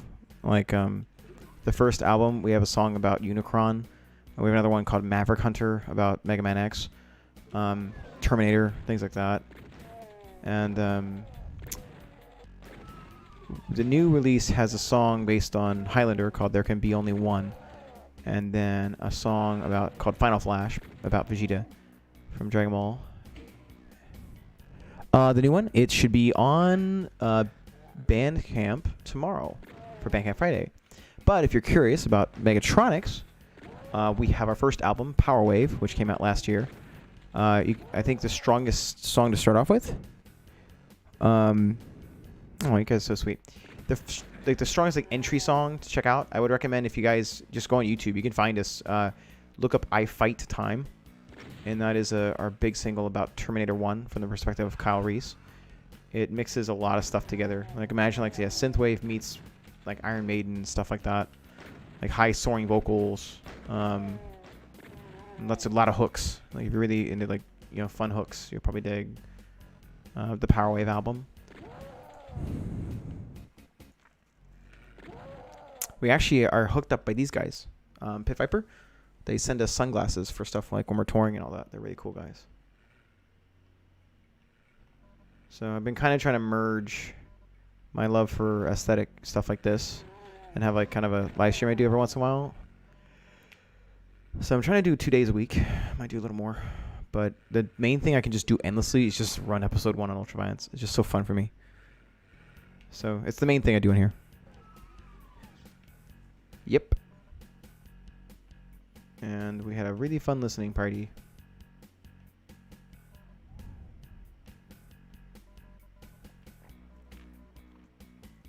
Where is that actually? I keep forgetting how to get... I used to know how to get a chainsaw. I actually did it a few episodes ago. But I keep forgetting how to actually get the chainsaw. It's around here. I know that. There's a door. Oh well, whatever. I can beat it with that chainsaw.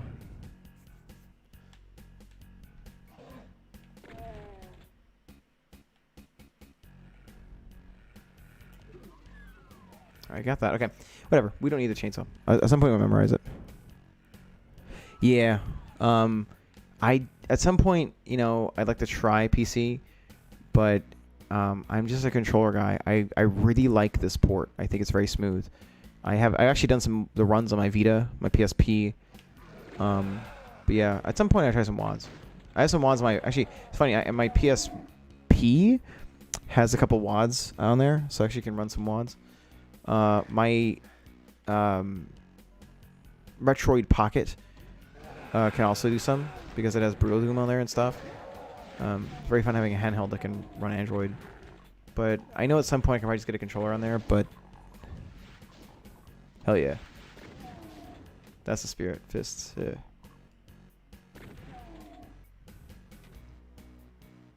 I figured it would. I just also, it's just the ease of use. You know, my Switch is here. I've got the adapters and everything for it. I like the Pro Controller. Also, this computer, like I don't like to run too much streaming off of the same computer. Like maybe if I can install it in my MacBook, but then I have to like split the screen and everything. But it just, at some point, I could do it. Actually, oh, right. I did stream something that's up your guys' alley. I had a series where I was running Super 3D Noah's Ark. And you might have found that interesting. So I've done it before on here. Maybe at some point I'll run that. I'm sure you guys know how tough that game is. It's no joke.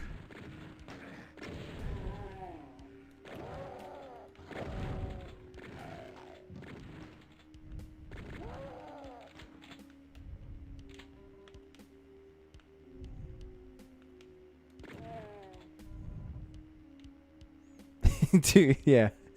I don't know about you guys, but I think Super 3D Noah's Ark is like way harder than Wolfenstein for the most part. Like on average. Like I know it depends on the episode. Like I know the one with the zombie Nazis is really difficult. Okay, yeah, you can play some UMK3. Yeah, fine. You guys would have more fun watching him and I fight in UMK3. He has a formidable, respectable smoke. He is the second best synthwave player I know. It's not a crazy title, but he does get some pretty clean wins.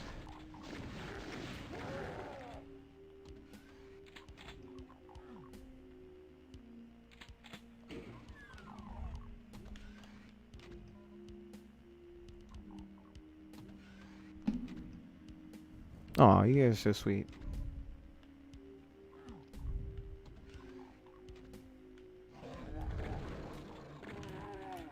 Ugh.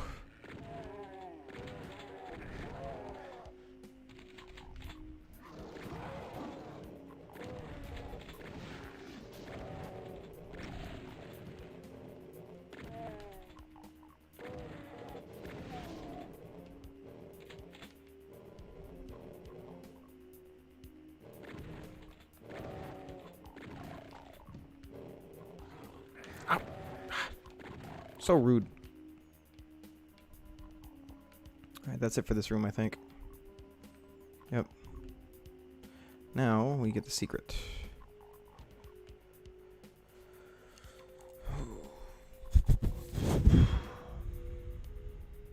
Alright. Maybe I should get more people to check out my Doom streams. I should just play like one match of Smash, and then everyone just comes in right then.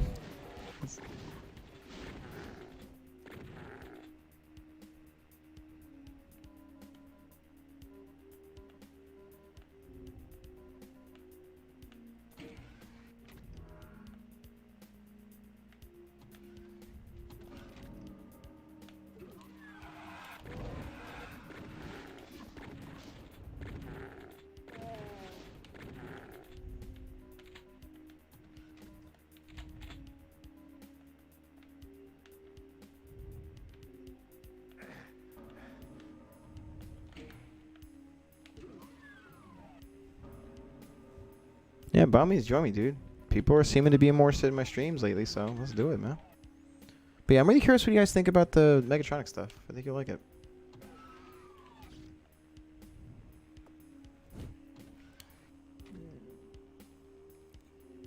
What's that? What's that? Oh, he followed. Oh, thanks so much, man. We appreciate that, Imperialist. I'll throw you a follow back once I'm off the stream here.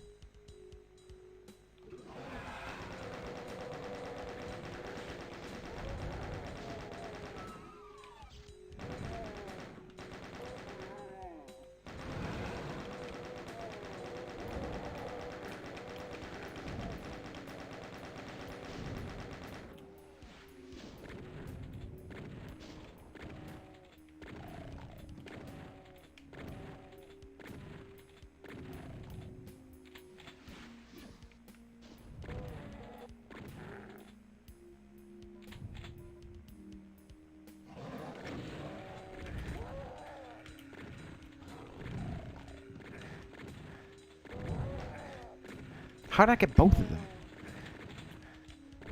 Oh, it's terrible. Maybe. That would be a we can try, but I have a feeling that it's gonna be too much strain on my CPU, to be honest. Lately, it's been a real big pain in the ass. Like, it's had a lot of trouble doing stuff that normally is not that big of a deal. But we're gonna have to do you have to do some testing ahead of time.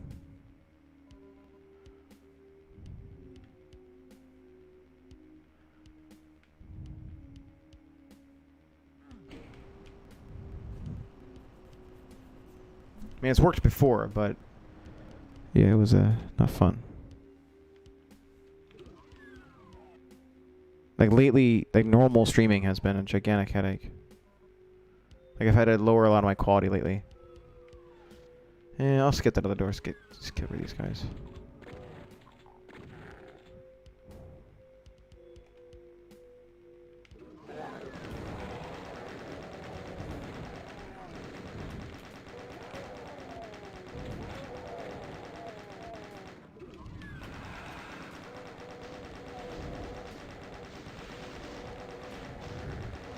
Yeah, we're gonna have to do like a late night though, because I gotta hit the gym.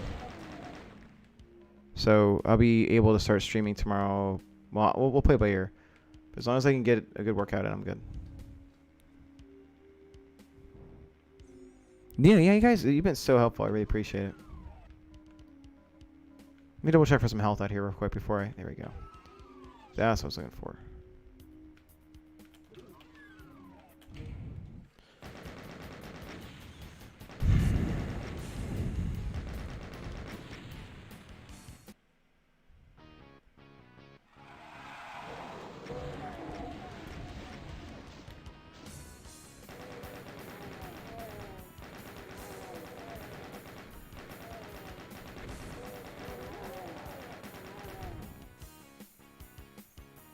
Alright, thanks for dropping in.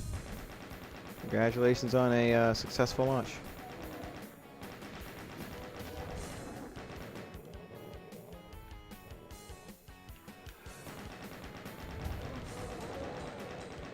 Gotta get the hit scanners. Get rid of those guys first. I was gambling too much down there.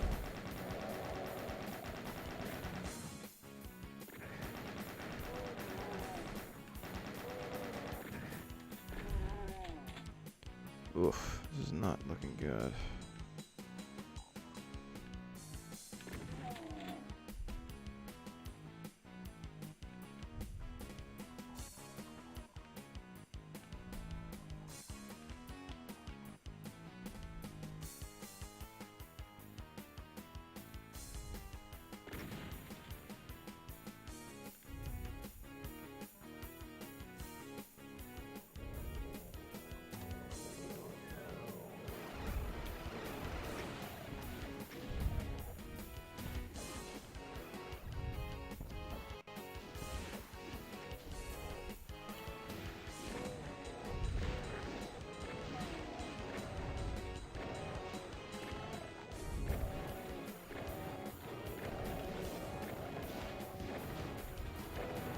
Okay.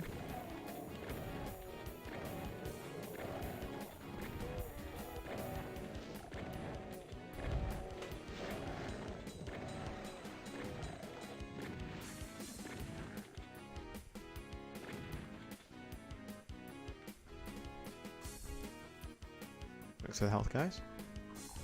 Oh, wrong door. Still getting the hang of this level.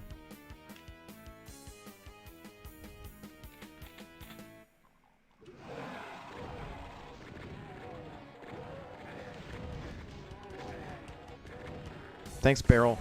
Be useless. We could have accomplished greatness together, but you ruined everything.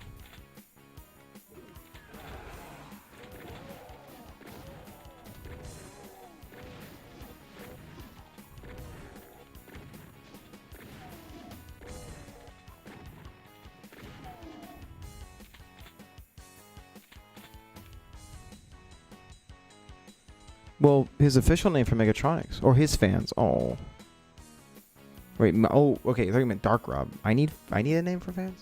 Really? Oh, thanks for checking it out, man. Appreciate it.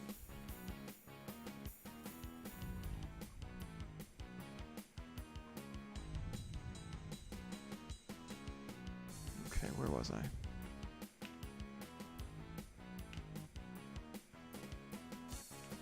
Oh, that's right. The other door's over here. Duh. Red door running somewhere. I'll be dug it, man.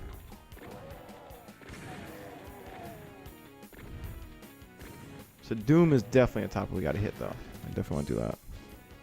Get that early 90s kind of like, you know, sci-fi aspect going on.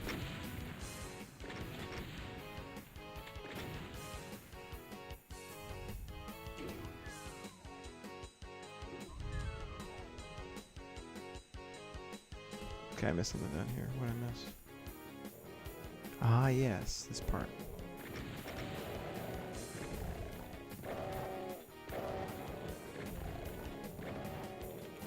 Ooh.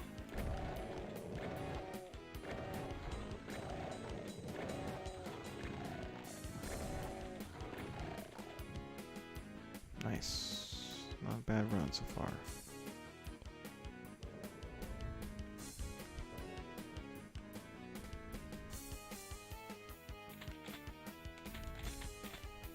Oh, I forgot the chainsaws, right.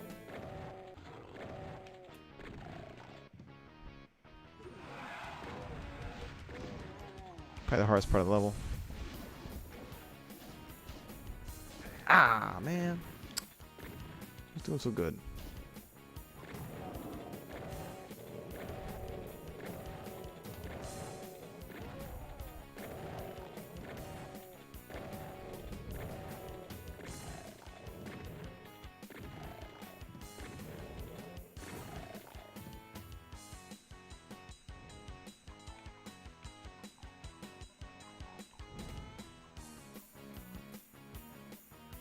That was a weird glitch.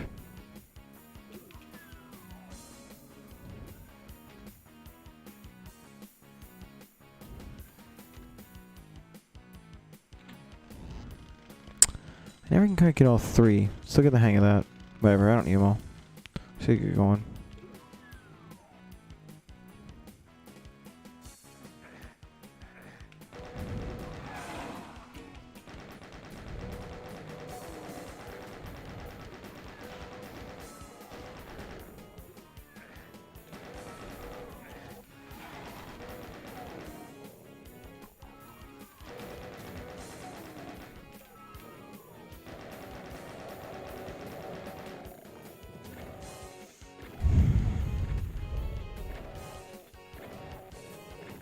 Go.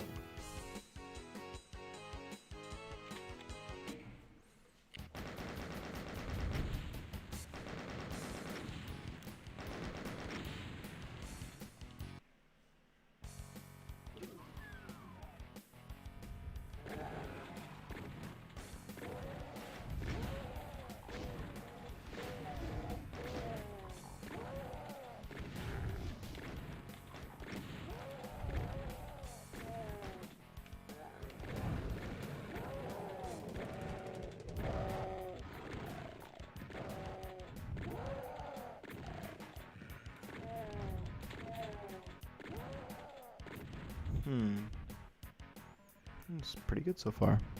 Yeah, not bad.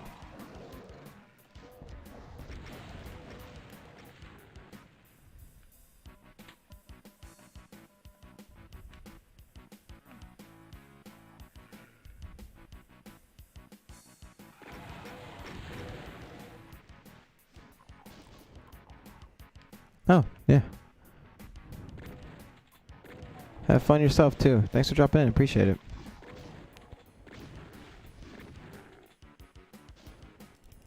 Okay.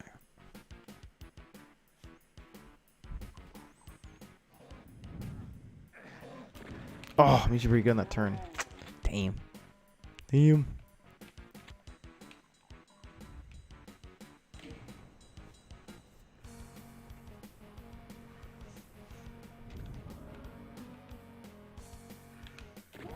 Oop. Okay, I saw you.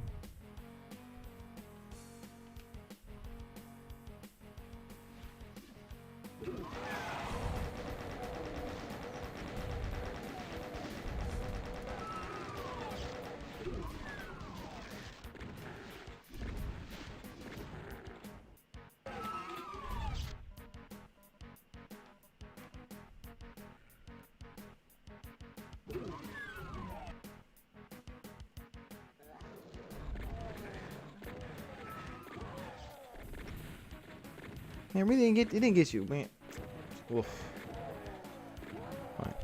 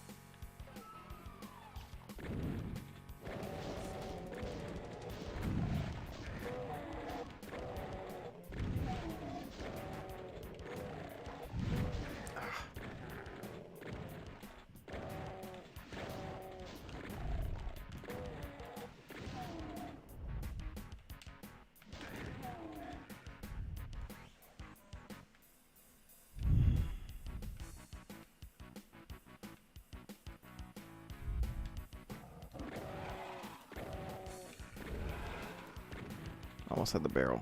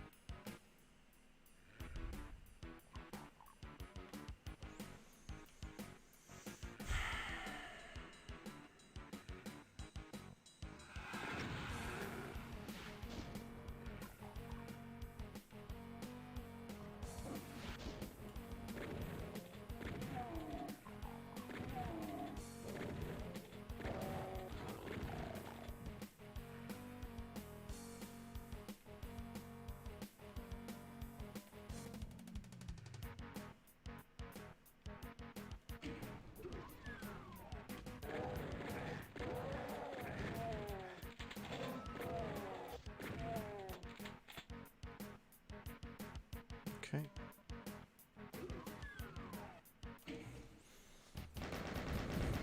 Oh, goodness. Looks like we had a bit of a drop. We lost 5 guys all of a sudden. Well, appreciate the new people tuning in.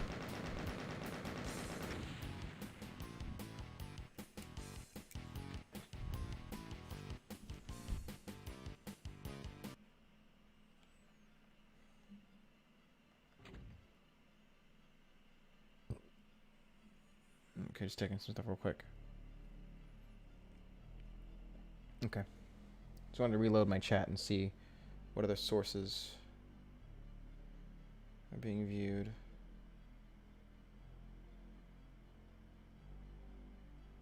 Huh. It's weird. Now, according to my chat, I'm at 10. But according to that, it says at 5. Whatever. You guys still tune in? You get more Doom.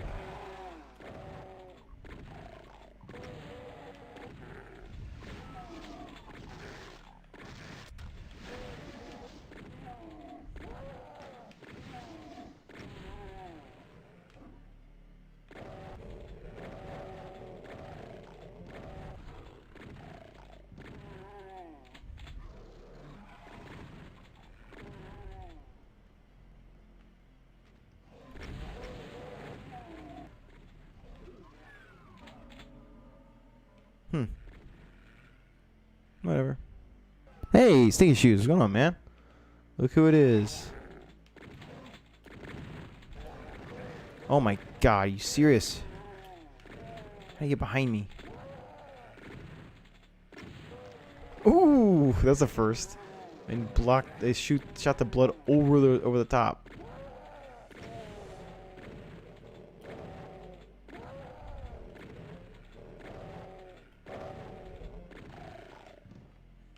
That is a first.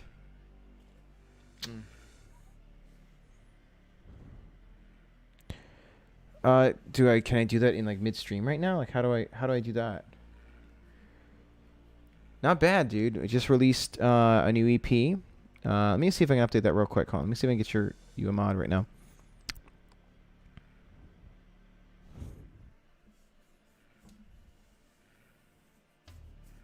Account settings.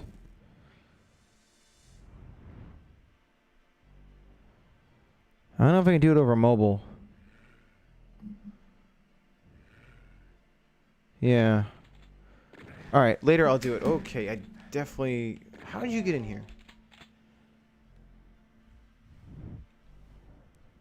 Yeah, dude. Yeah, I think I have to do it over browser, and my computer's like at its limit right now.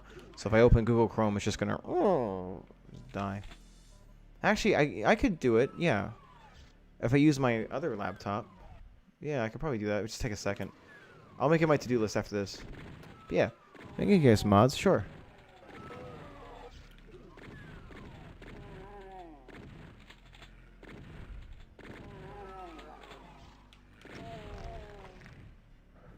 Let's do that.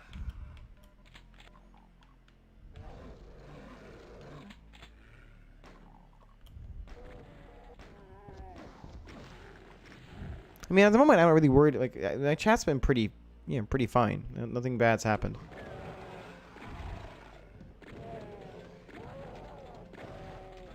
It'd be useful, yeah.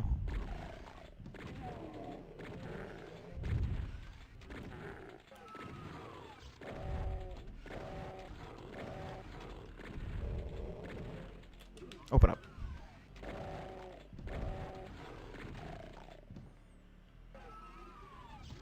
Yeah. Part of me is kind of excited at that, to be honest. I'm kind of like an anti-troll, if that makes sense. My friends that know me IRL, they kind of know that about me.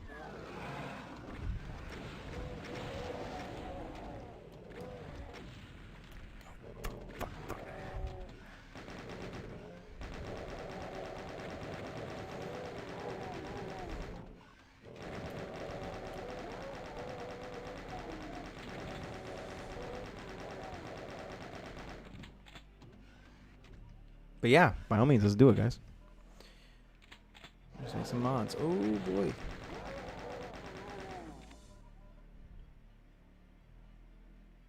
Oh, you've been fine. You've been totally fine. I don't consider you trouble. I think you guys are fine.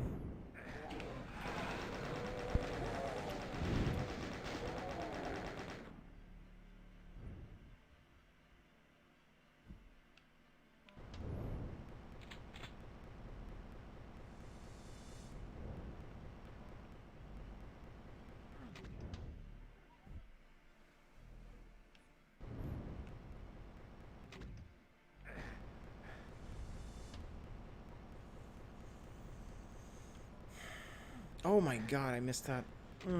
I missed that. How'd that happen?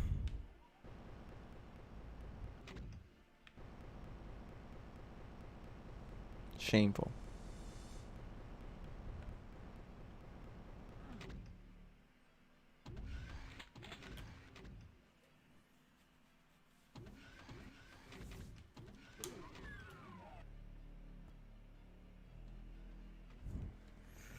Maybe. I don't know about that.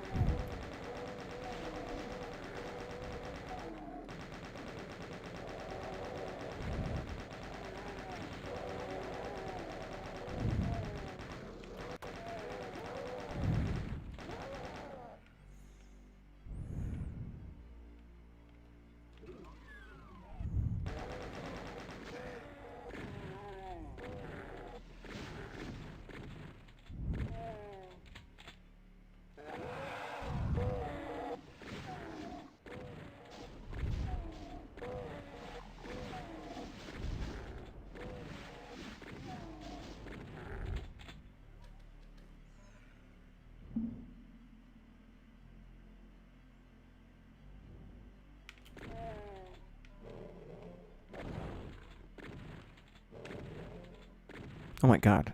Doom guy hit him.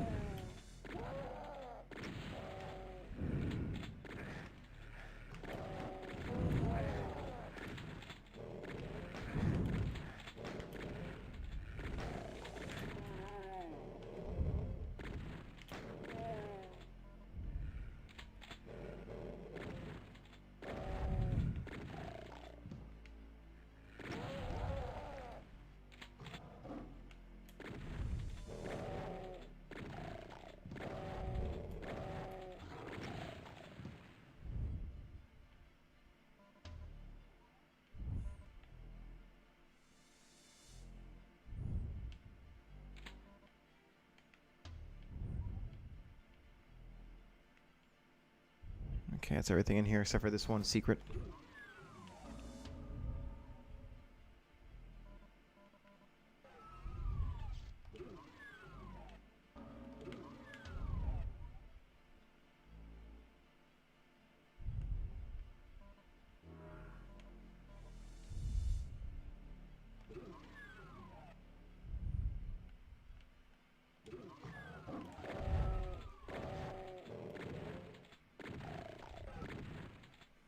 Dude, I found. Did you see the flaming hot Cheetos mac and cheese recently?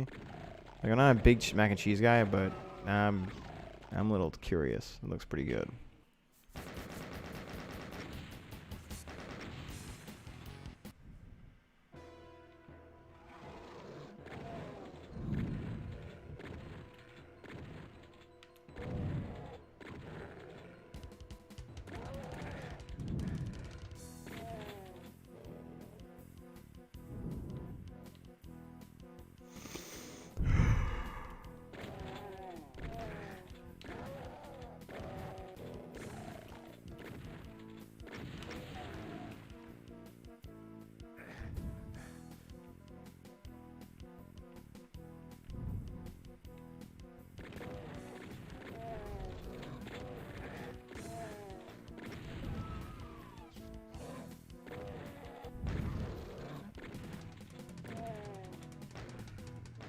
I saw that. We should get some. You and Lucas come down here. We'll get you some mac and cheese ice cream, okay? Don't knock it before before you try it.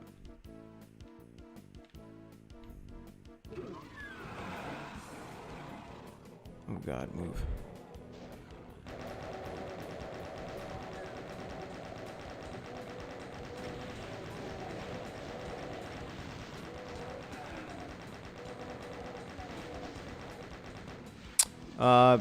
Quentin? Yes. I talked to Quentin semi-regularly still. Yep. He's still in China. We talk about the virus from time to time. And, no, I think, I got a feeling through that crisis I've made a pretty long-term friend. I just haven't gotten around, like, I kind of stopped because I felt that, like, I made those interviews.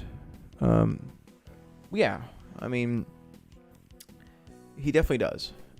Because with him, the reason I interviewed him, just as a refresher, was he was in a coronavirus group with me, and he revealed that he had a master's in public health, and I felt that he was, not only was he a useful expert, to bring in, but he also,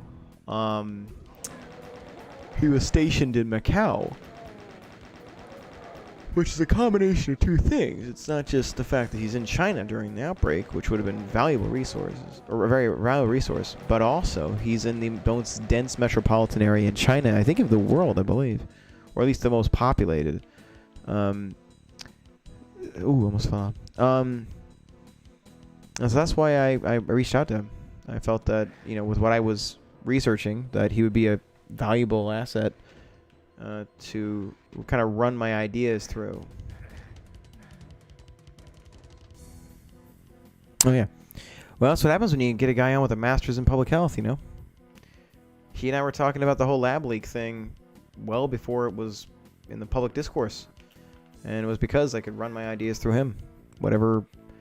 To be honest, what kind of was disappointing in myself was like, I thought that my theories were going to be a little on the crazier side, and running it by him, I'd expect him to be like, no man, this is why, what you're thinking is wrong. But no, it's quite the opposite. I didn't really hear much of what I was theorizing. I was shot down.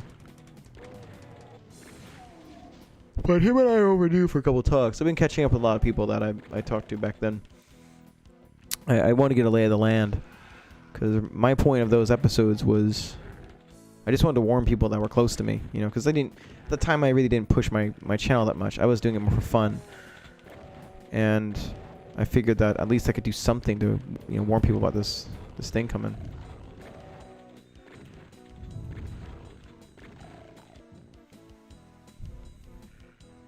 Like, as a musician, it's been tough. Like, booking shows has been hard. Again, like most of the musicians I work with are vaccinated, and I got mine early because of the long haul stuff. I was tired of feeling like crap all the time. And I got one of my sister. She works at She works as a researcher. At least she was at Johns Hopkins briefly. And so the more I learned about it, the more I felt pretty comfortable getting Moderna. Yes, that is indeed what's happening. They're right now, from what I'm gathering, Macau is about to go under mandatory lockdown, or not mandatory testing. Like, the entire population is being made to be tested for COVID. I mean, it's like happens in a lot of these pandemics. It's like you have a mutation, and then something gets out of hand, and that's what it seems like we're dealing with right now. Is much like 1918 was with the mutation of the Spanish flu. It got a lot worse after the second or third time.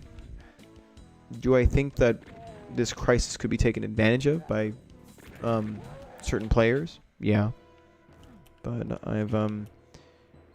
I think a lot of the boundless skepticism that a lot of us possess is better used focusing on where this came from. And like I mean, it goes that saying. Our show had definitely established, talking to you guys and everything, that the CCP cannot be trusted. Like this very much looks like this was leaked from a lab, but none of that part's changed. But yeah, it does look like right now I think it's hard for the Chinese to hide a lockdown. Because don't forget, they tried hiding their lockdown last time. And we're talking about the largest. What is wrong with me? I forgot to hit the button.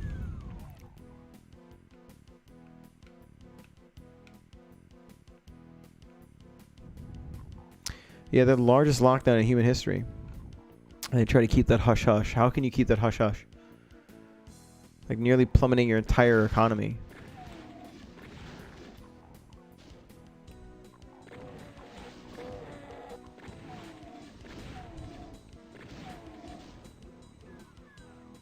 Yeah.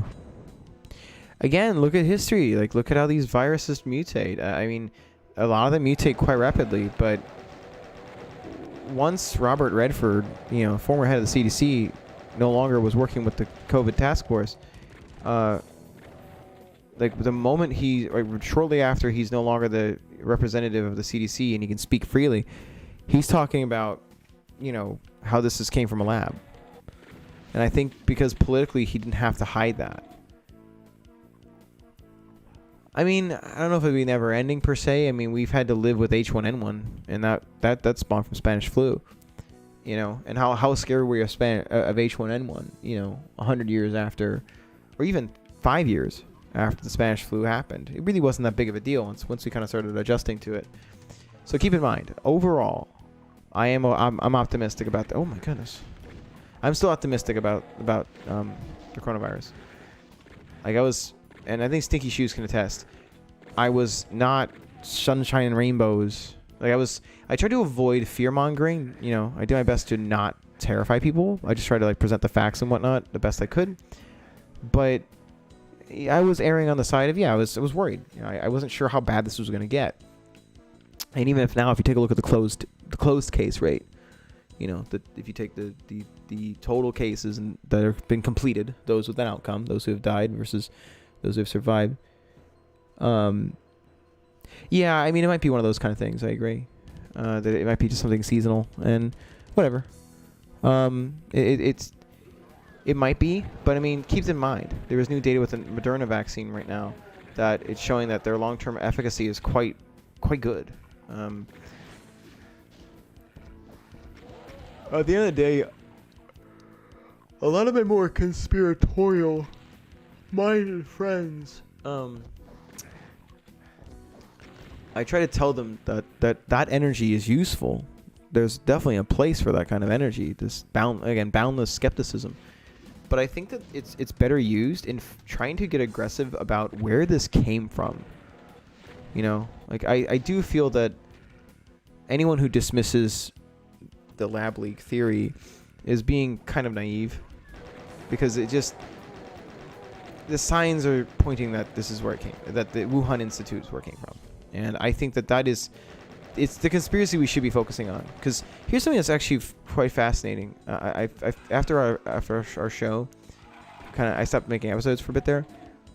Sorry, go right there. Sorry. I learned of this statistic that over half of the Reopen America accounts on Twitter, they were from bots. And so I started kind of putting together this theory of mine, because the CCP has let's see. True. I mean, it seems scary at first, but what I did to kind of get a better perspective over the public health measures being used to stop this thing is I looked back at precedent. You know, I looked back at what we faced in the past. So, for instance, I started looking into like the yellow fever pandemic, and because like when we talk about rights, you know, inalienable rights and stuff like that, the Constitution. Get out of my way. Oh, sorry. And those kind of things. You think back to like the founding fathers, right? If we want to talk like the most like typical, like, but like the most like American, you know, icon you can think of, it's probably George Washington. So I looked into the yellow fever epidemic in, was it 1798, I think, something like that. It was under his administration, and I tried to look into like what they did, because if we want to talk about like the rights, you know, our constitutions, well then let's see how the founding fathers dealt with a public health disaster, like, you know, yellow fever. And so I looked into, first off, I found out that that the Washington's cabinet fled Philadelphia. They completely just fled the country. Or no, sorry, but the nation's capital, because they didn't know what to do. Second of all, they actually did make a mandatory inoculation of our entire military. And I see this a lot with both sides of the political spectrum, and it drives me nuts whenever I see it, which is comparisons to Hitler. Like, everything's freaking Hitler, and I'm so tired of it, because there's other things to compare things to. Oh my...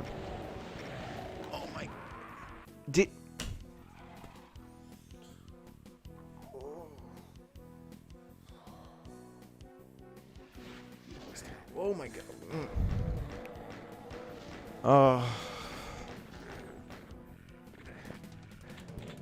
Let me kill you guys. Here.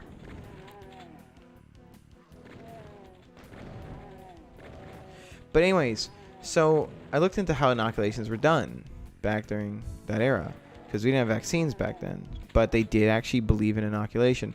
So here's how they dealt with yellow fever. They would take the wounds of someone who had yellow fever and kind of cut open the scabs, and they would take the pus and then put that in to an otherwise healthy person to give them the virus, but maybe not so much the viral load that naturally a natural amount would give you. So imagine like just getting your arm cut open, and then someone puts pus inside of it and then stitches it back up so you get the virus. People were dying a lot, but I mean, think about it. Like, people talk about the FDA-approved vaccine.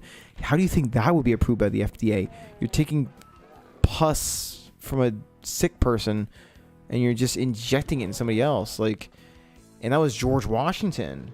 You know, that's how our nation's main founding father took care of it, and the military had to do it. It was mandatory. He also tried to hide from the British, so that's what they were doing, because he didn't want them to, take advantage of us. So he also, one thing too, let's see, well, kill these guys and I'll read their question real quick. That's all part of it.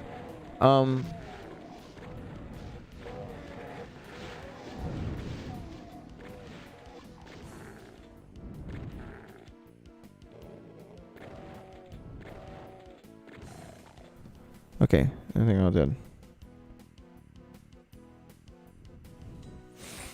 I mean, it's like anything else when you join the military. You have to take a lot of vaccines when you join the military. Keep this in mind.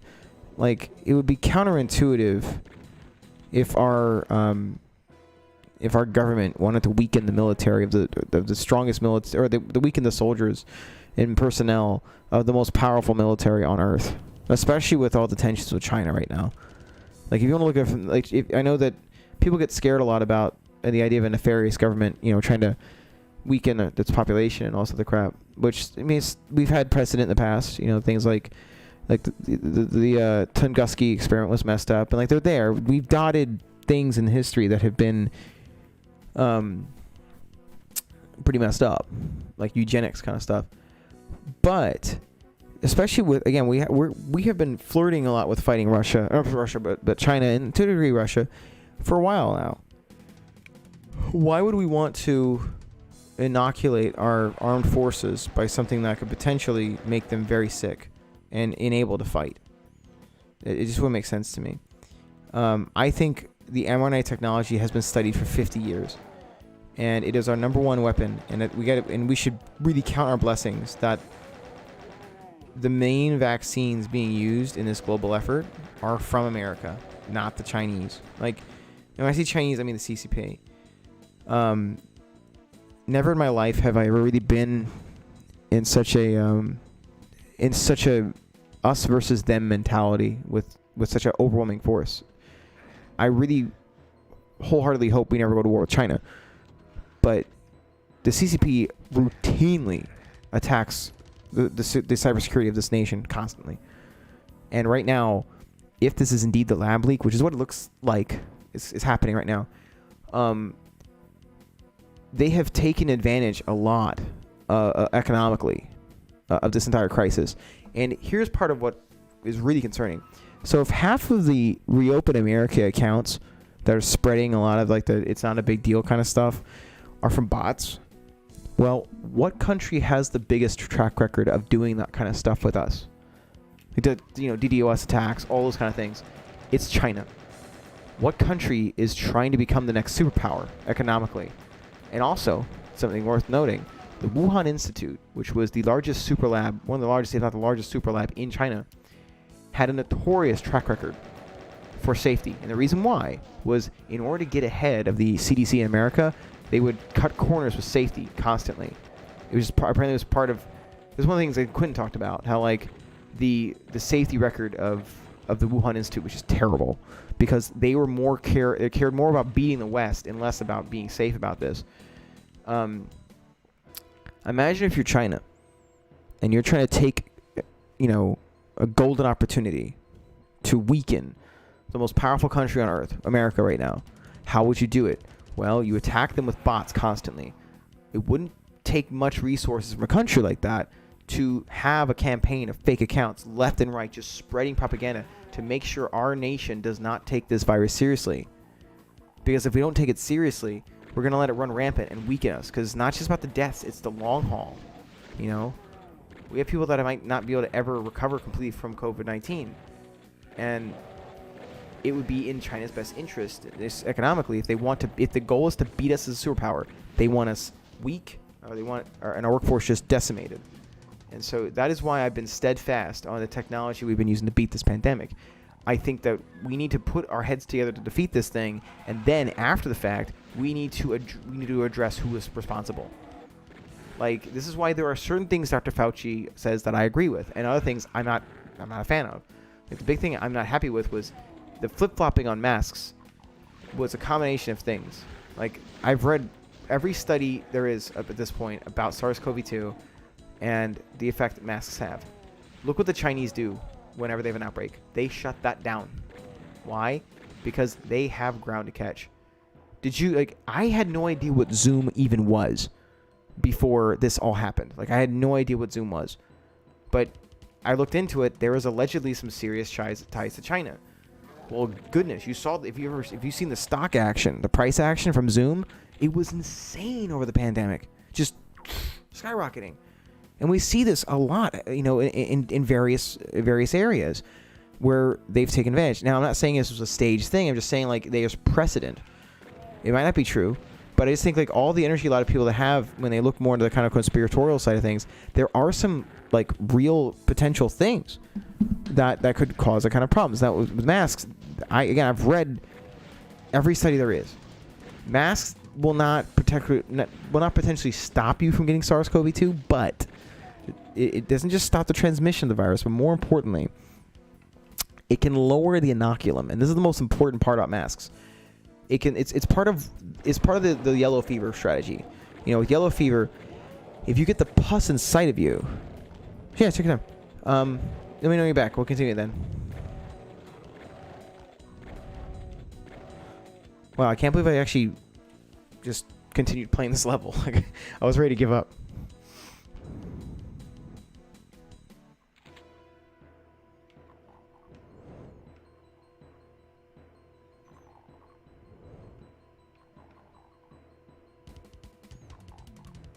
Hopefully I didn't drive too many of you guys away. I know some of you guys are probably tired of hearing about the virus at this point, but it's a combination of it's a serious topic for me, but more importantly, I am kind of also fascinated by it. Cool.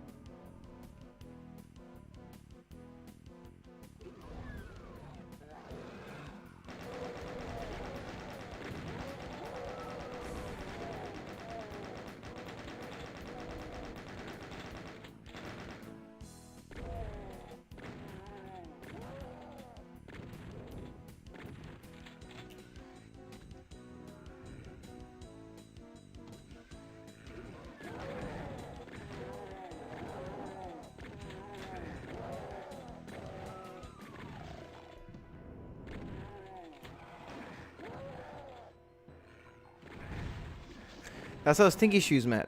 Back when I had those live streams, he just stumbled upon my my podcast. That's how I met. Oh my god, go away. Go away.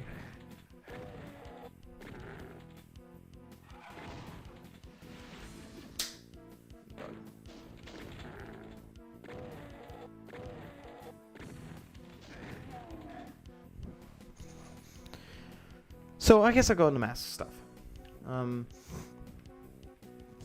the reason I still wear my mask is a combination of elements. I looked at the CDC data about the viral load that you carry inside your nasopharynx. It doesn't really look like you're going to really be much of a threat to other people if you're vaccinated. However, the main reason I now wear one is twofold. One, we don't quite know enough about Delta yet. So if I already get, for instance, SARS-CoV-2, I'm not expecting that to be protected from it. Again, I don't think I'm going to be... there's not many masks that are going to protect you from something that virulent, especially the Delta variant. The R naught of Delta is just... Oh, it's hard to fathom. Because it's beginning to get into measles category. And it can infect within seconds. And so, for instance, when I go to the gym, I'm expecting I'm probably going to be exposed to... if not, I've already been exposed to COVID-19 again. 2, 3... Good. But when you lower the inoculum, which is what masks can do quite well, you're getting a lower viral load, much like yellow fever, where like their theory was the pus is not going to be nearly as saturative as you breathing it into your lungs, which is one of the bigger problems. So their reasoning back in the old days was if we expose you to a lower amount of the virus, aka again like the pus, then you'll get a less intense dose of it, creating the antibodies and in your resistance to yellow fever. That was the entire premise. And it's kind of similar with masks, where the mask will give you a lower inoculum, meaning you'll have a less intense bout of COVID-19. And so that is one of the primary reasons I wear a mask. Now, another one is I want to show that it's still okay to wear them. So a lot of people out there really should be wearing masks. Now, I don't know about the vaccine thing yet. We don't know enough about breakthrough cases, to be honest. But no, they've always been quite useful. Also, I like using an altitude training mask. I mean, I've told Lucas about this already myself constantly, about how they're very useful for building your lungs up as a vocalist. And I love mine. I have 2 of them.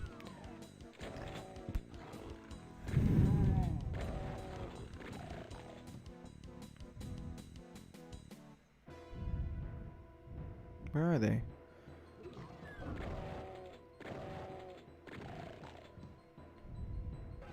Whatever.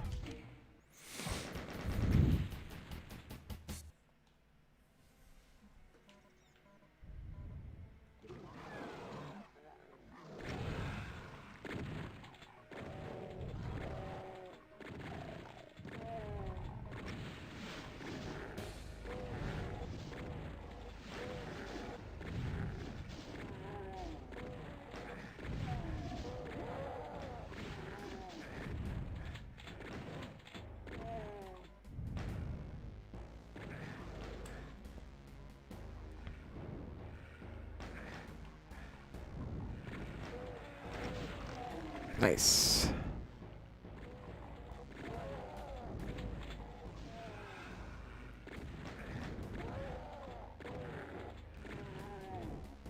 I might call it after this runs over with. I'm getting a little sleepy. I've been up all day and like 3 hours of sleep. Very, very tired.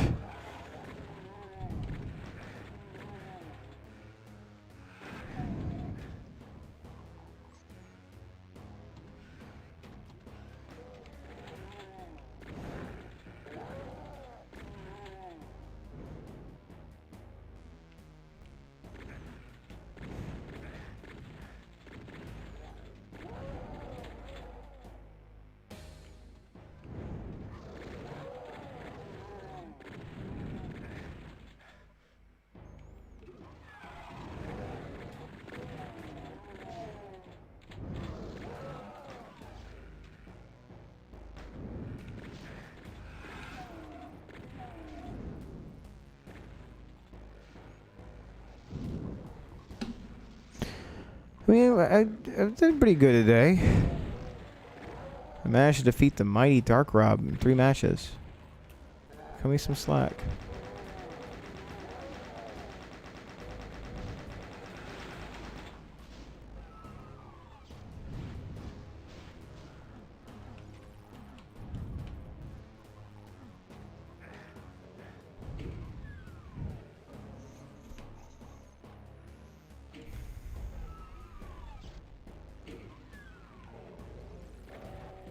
Yeah, he did a good job. You know how much energy it took out of me to defeat him 3 times in a row? I'm kidding. He got better though. Took a little adjusting.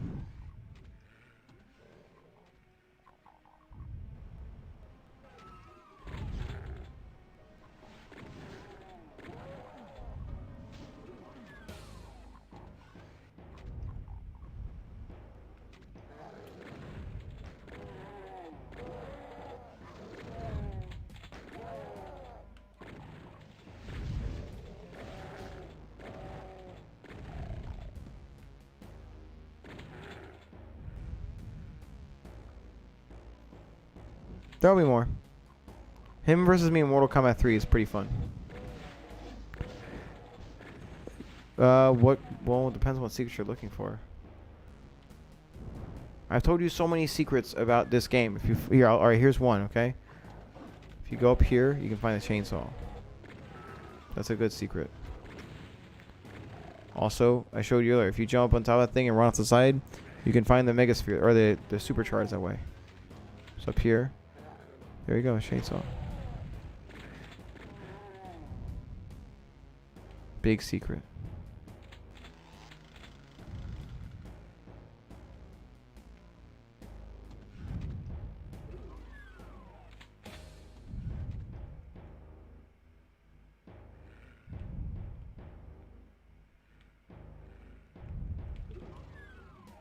What? I don't know what kind of secrets you want to know.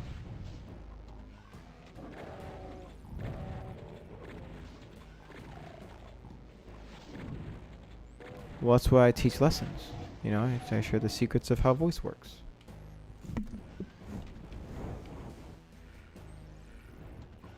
Well, I don't know what kind you're looking for.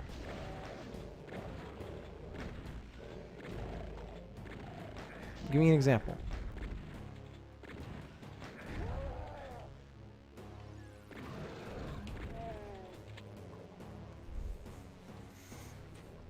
Oh man, I'm so tired.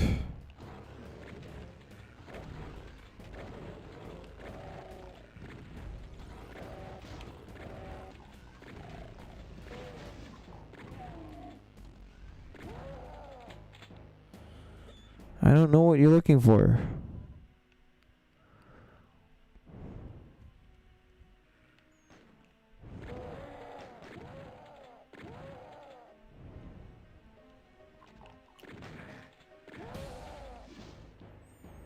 Is that the secret you want to know? I don't know. I don't think it went anywhere.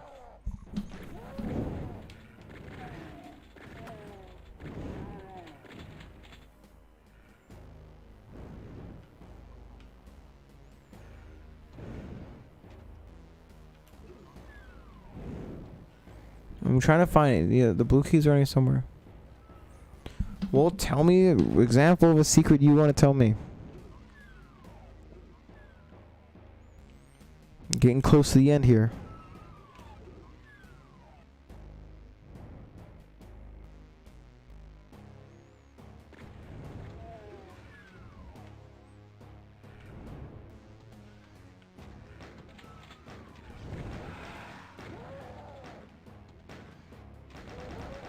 Like what?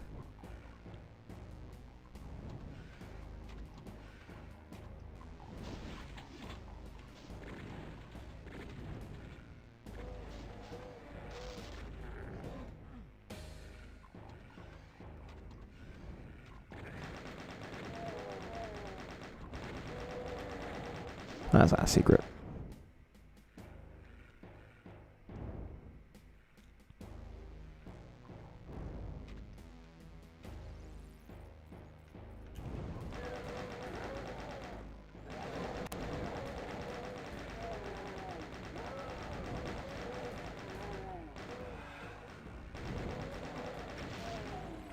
Okay, well, my secrets I've sung before too.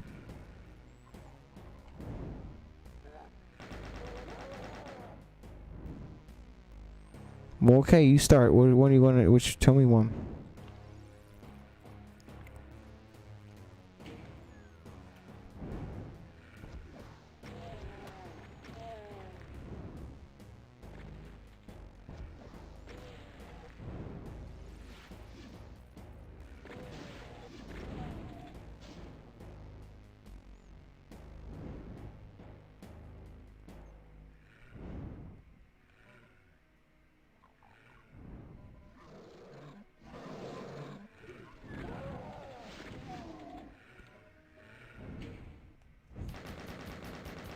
All right, last level.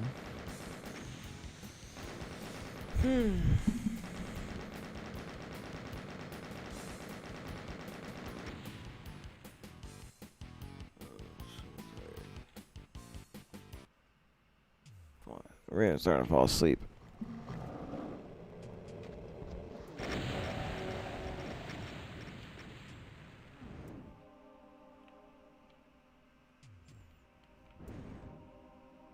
I'm tired. I've been up since like 8 a.m. Like 3 hours of sleep.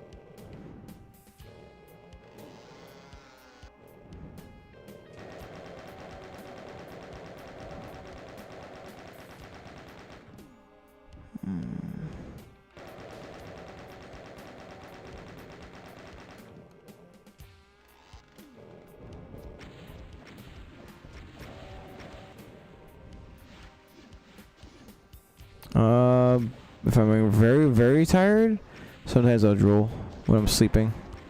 If I've really needed sleep for a while and it's deep, sometimes it'll happen.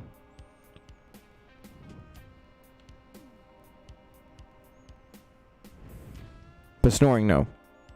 Thank goodness. That would be bad for my sinuses.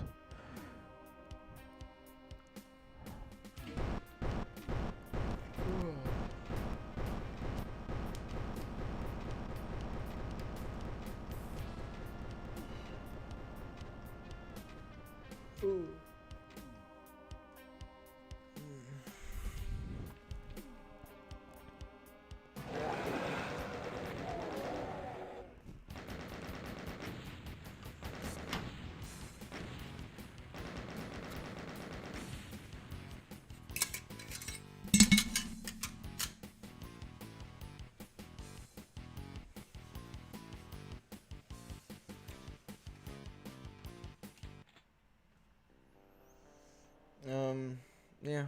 That happens when I'm super, super tired. But snoring is not very good for singing, so I'm lucky I don't have that problem.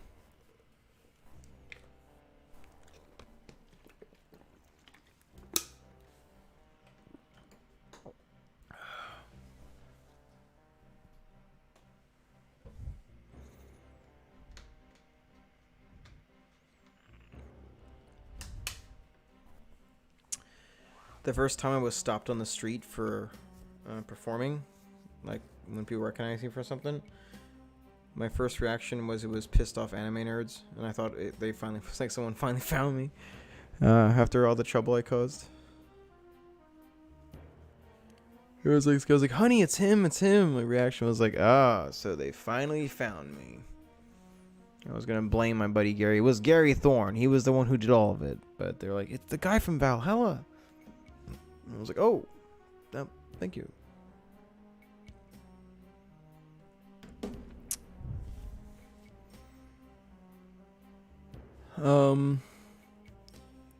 I have a secret folder of photos I take whenever I befriend a cat. Selfies of me where I'm looking tough. I have like a cute cat next to me that I met. Like I'm like posing with them and like they're all curled up or like happy next to me. I got like three shots or 4 shots in there right now. I think I showed you them already.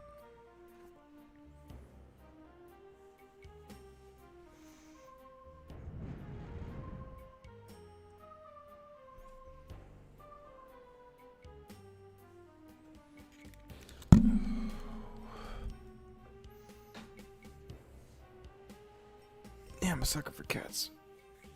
I can get pretty much any cat that I meet on belly rub terms. Jerry, well, Spanky has seen that Jerry was expert mode in terms of winning over his affection. And he's my best friend. But yeah, I'm a giant cat fan.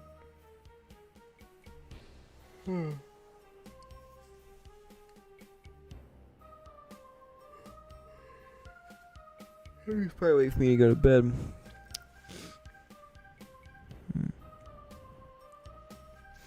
No, she's actually got to hang out with Jerry a few times. He's gotten used to her. He's starting to like her. It's a very rare club. People that Jerry's trustworthy of or trusting of.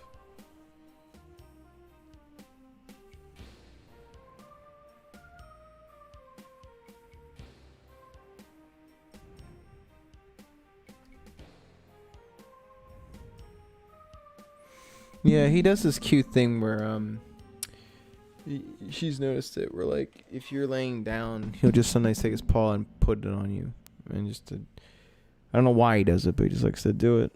That's pretty cute. Oh,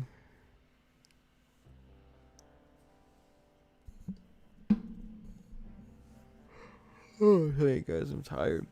But yeah, I think that's it. That's pretty good info. I'll be back up here doing this tomorrow, though. So I hope I get to see you guys in the stream. But,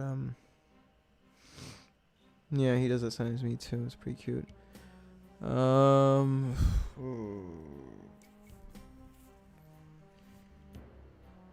think he's 9 or 10 right now. I think he's 10.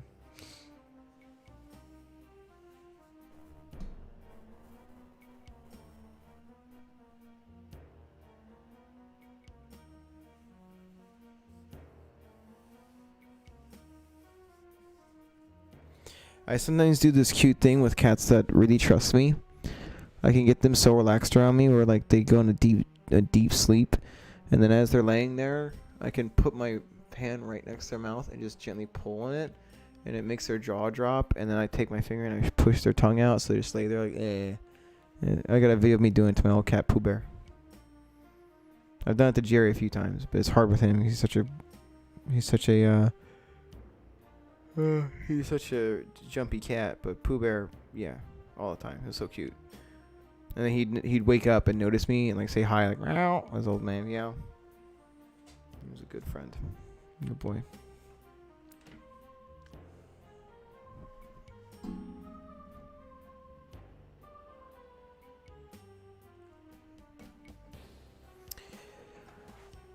I'm a big fan of him. I grew up with him. Yeah, Pooh Bear was a very good boy. I had him since 3rd grade until I was 24. He was a very good kitty cat.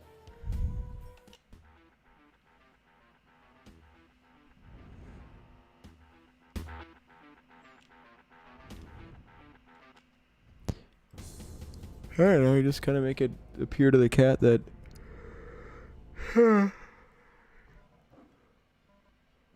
you're present. They're like threatening them is something that just never occurs to you. And you're just kind of act like you're just part of the scenery with them, or get super cuddly with them, which Jerry seems to like.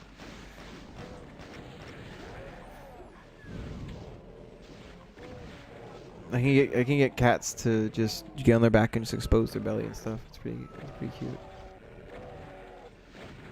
I think it's just also a sign of it means a lot because of the cat. You know, it really you've earned their trust. You know.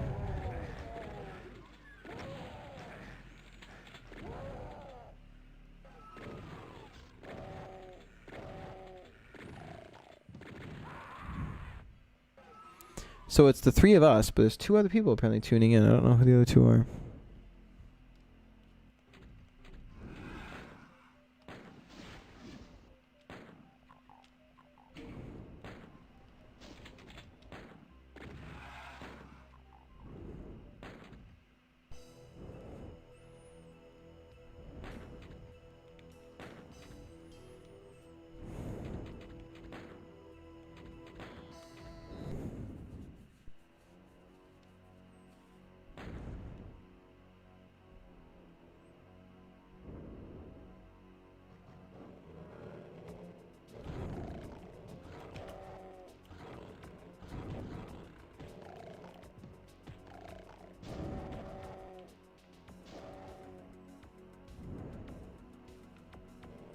Yeah. We got 5 right now. So there's you 2 and then 3 others. Whoever you are, thank you for tuning in.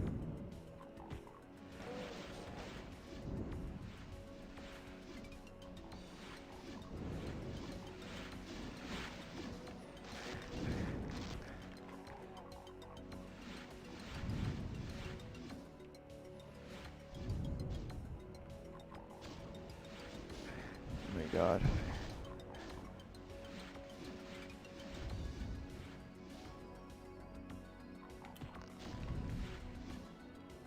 Hey, what's up, C Pac-Man?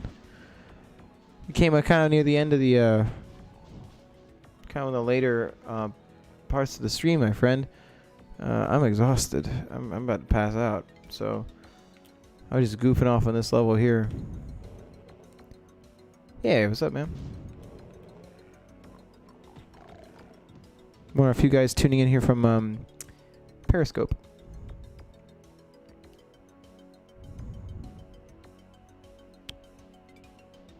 Dude, thanks for listening, man. Thanks for checking it out. Karen's always a blast, or Karen, sorry. Karen's always a blast to work with. Fun person. Oh, this is a bad run. It's a bad run. Yeah, I'm like on my last legs here. Well, it means a lot, man. I'm just on the race to grow my channel a bit further and can maybe make this a semi-regular thing. Just have people tune in and just play old school games. You know, all retro stuff. I got my N64 has HDMI support now, so maybe do some GoldenEye, those kind of games. Yeah, Karin. I always talk to her online. I never talked to her. I never like said her name. Oh, I messed that up pretty bad, didn't I? Oh, try it again.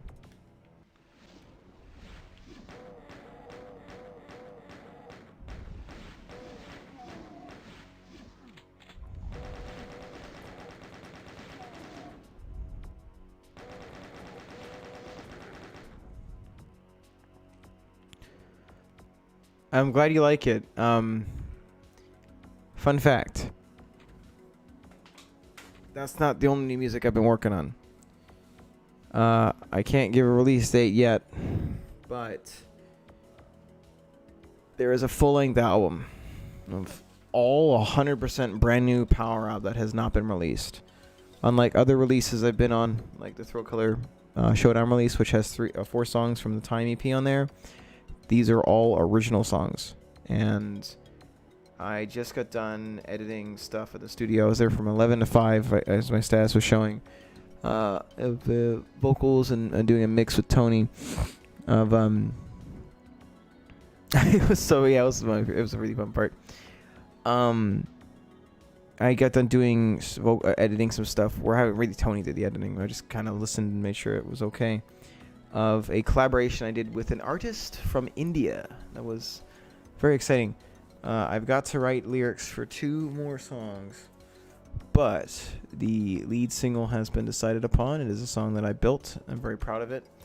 But counting the new songs and the covers on Limit Breaker, that means with this together, if this ends up coming out before 2022, which we plan it for it to do, that means it will be at least 13 new songs counting Limit Breaker that are be coming out in the next few months. So you got your first batch with Megatronics, but I literally began my day in the studio working on Power Up to then come over and join you great people for the Limit Breaker sessions.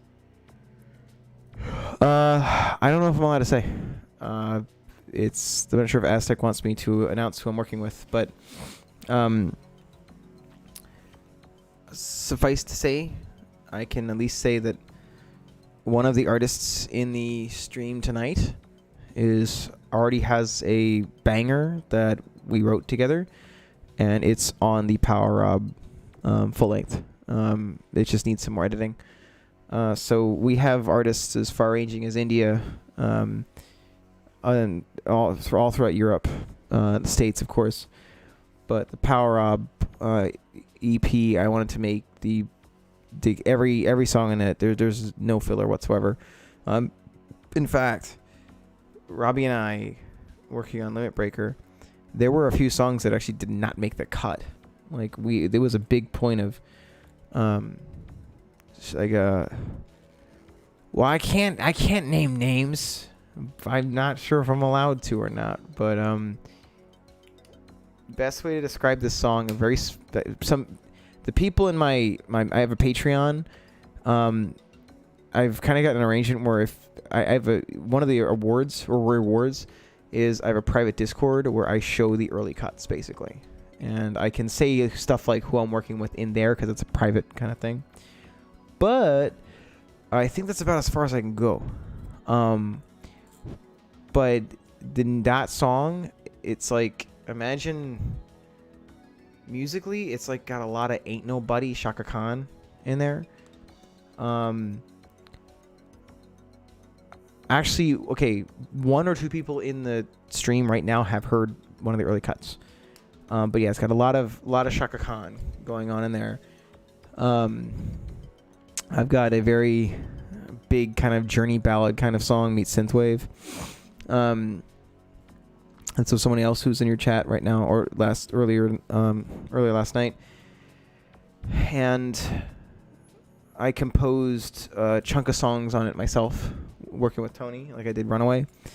I was very proud of the fact that with Runaway, having all those, when I worked with Aztec initially, I think they signed me because they heard my Queen cover, and they didn't really hear my writing, and so I think they signed me because they wanted to have a vocalist. They wanted to have like a guy that could sing. I guess like they kept saying like Freddie stuff, and I wanted to prove I could write. And I had a bunch of songs in my vault that just didn't make the cut, and it blew my mind. It was like, what? I thought these songs were bangers. So, anyways, I used it as like as a kind of a like salubrious kind of like challenge, and so that's how I wrote Runaway. I wanted to write like the most infectious pop song possible, and then bring it to Tony. Anyways, I think I have managed to build, like, when I start a new project, there's always like that one song that's like really like just a strong killer debut song, and like I Fight Time when that came out, like that was challenging to top. Like beating that was like, how do we do this? You know, how do we beat this song? And so that was always like the measuring stick. How can we top I Fight Time? And same with, Thrill Killer. Passion Killer was our first song we ever released. And so it was like, how do we top Passion Killer? So for me, like Runaway was like the power up, first powerful single. And so after that, it was like, how do I top Runaway? I got a song I think I did. It's like, it's just no frills single. I was told by the label they wanted an Outrun song. And so I decided to be like, okay, well, what if I wrote Outrun? And then that's what this turned into. The label likes it a lot. That'll be the lead single. And I've got a couple other pretty monster tunes that I'm excited to show you guys. But yeah, at this point, it's been a lot of work. I'm very, very happy with people's responses to Limit Breaker. And we are potentially going to be going on a pretty ridiculous tour. That is all something I'm very excited about. It's a lot of work. I've been just hitting the gym, building up my voice as much as I can. I have an altitude training mask, which makes it harder to breathe, to make my lungs work harder, to do everything I can to condition for this. Because when I got asked to do Megatronics, I thought it was going to be like some kind of chill stuff, I guess like some like Rabbit in the Headlights kind of chill singing.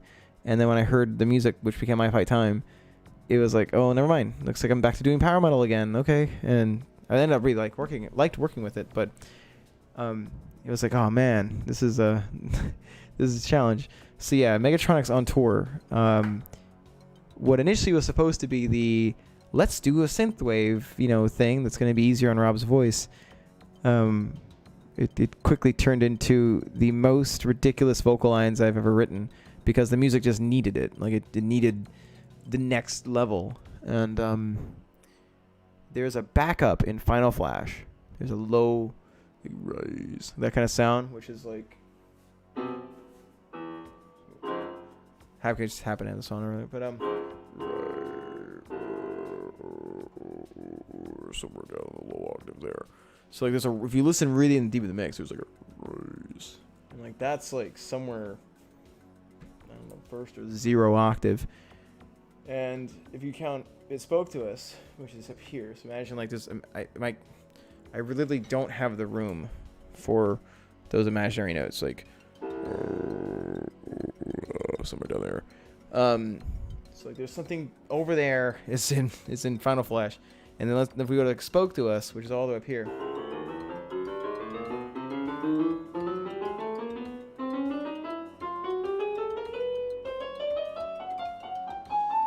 That's the high note of It Spoke to Us, A5, and then it goes up to, and that's the peak of It Spoke to Us. That is 1 octave, 2, 3, 4, and then depending on how low we go, it's potentially 5. And I gotta kick my butt to make sure I can handle all that on tour. So all the vocal nerds like my friend Tilt, who's in the chat, I lit up when he was like, "Is that a G5?" I was like, "Oh, now we're talking." Yes, and yep. And it's like, get this, the glasses on, point extra. Actually, yes, it's a G5. But yeah, it turned into something that's pretty crazy. So we were proposed a pretty big one. We got offered to play with a synthwave act, one of the more significant ones. I think they initially offered something like it was like 20 some dates, and I think we're okay as long as, yeah, he's cool. We actually been talking about collaborating together a little bit. But yeah, we were talking about the initial proposition. You know, they were talking about well over 20 shows in a month, and to do 45 minutes of Megatronics, it was like, I told Robbie, I'm like, dude, I gotta like not talk to anybody. Like, I can talk a bunch now if I want to, but if we're talking about you know, doing It Spoke to Us, I Fight Time, Burning in the Third Degree, and now Final Flash, you know, and There Can Be Only One. It's gonna be a fun workout, so I'm excited. Yeah, that's gonna happen. I can say with confidence that after working with Scott on So Alive, that like it's inevitable we're working again together. There's a little hint I can make there that like it's not a stretch of it's not a stretch of the imagination to assume that after So Alive did pretty well, that him and I already were cooking something else up. And what we were cooking up after So Alive, in my opinion, is a whole other animal from that. We got a pretty beast song we've been tinkering with for a while now. But yeah, there's been that. There's even a Penetrator cover. I mean, that not that we're like not announcing that one, but I've shown Karen it. It is pretty ridiculous. There is a ridiculous song that had one of the most hysterical music videos from the 80s. And it's a very sexy song. It's about a particular kind of sex. And we have a Penetrator version of it. And it has been sitting in my vault for almost a year. We don't know what to do with it. It's just we have it. It's just we got this really, really goofy Penetrator cover. It's too much sexy. It's dangerously sexy. It's way too sexy. But yeah, I don't know what to do with that yet. It's just been hanging out there. But yeah, there's that and Thrill Color too. Thrill Color, we just got offered a show in the area. It's this festival gig, but we got some roadblocks we're looking at right now to try to get around. But that'd be nice to come back. But yeah, we got some big stuff on the way. It stinks I can't announce it yet because they're names I think you'll be familiar with. Well, no, I know you'll be familiar with a lot of these guys. Yeah, well, I could probably sneak you. Hey, maybe I'll sneak you like Penetrator is not signed to a label, so like I can reveal whatever I want with Penetrator. But there may be a little Penetrator making its way into the Power Rob album as well. Just a little bit of Penetrator. We had a tune we worked on together that just it had to make it on an album. Like it was a legitimately fun song, and it was like this has to make it on the full length. But yeah, once those are done, it's gonna be Thrill Killer, and then I don't know.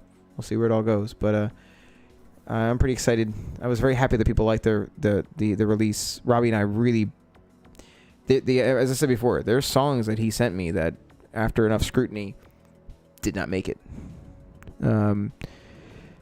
Yeah, well, you know what, Jillian, here, I'll send it to you under the condition you tell me what you think about it now, because I'm up now, and I'll send it over to you too. So this is between.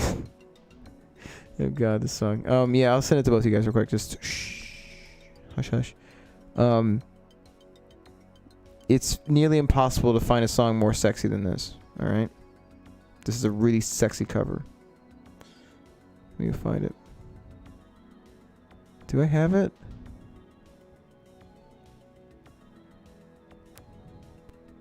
I know I've got it. Hold on, let me go log on the browser. Yeah, I got it. I'm gonna send you a little sneak peek. Actually, it is one. Yeah, come and think of it. Let me go my files. I gotta upload it privately right now. Hold on. Gonna put this on mute because I checked the song real quick.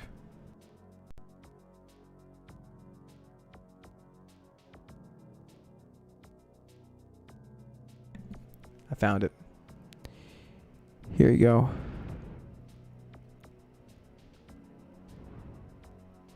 Alright, uploading it now. I'm gonna send you both the link. I'm not sure if I showed Spanky, but screw it, I'll show you too.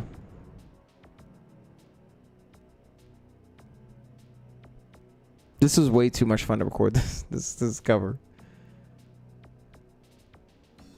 Alright, here. It's definitely a secret. Where are we? Okay.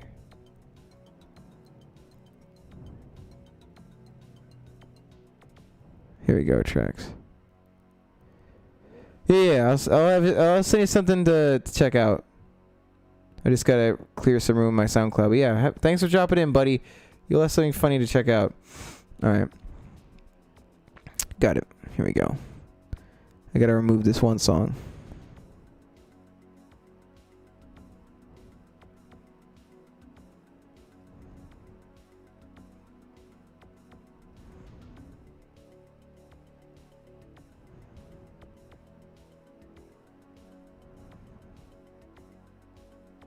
Julian, are you familiar with what Penetrator is, actually? Kind of think of it?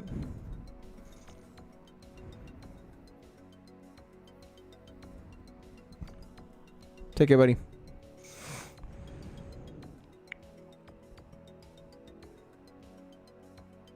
Got it. Yep, I just uploaded it. I'll send you a private little message. See Pac-Man.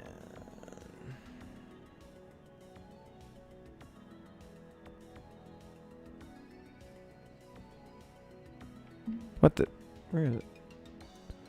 Alright, so Penetrator was a secret little tongue-in-cheek group that I worked with, where like everything is... Here we are. Basically, in the future, there was so much sexiness that it destroyed Tokyo twice. So in Neo New Tokyo, Penetrator has to deal with the fact that all things sexy have been banned. Hold on.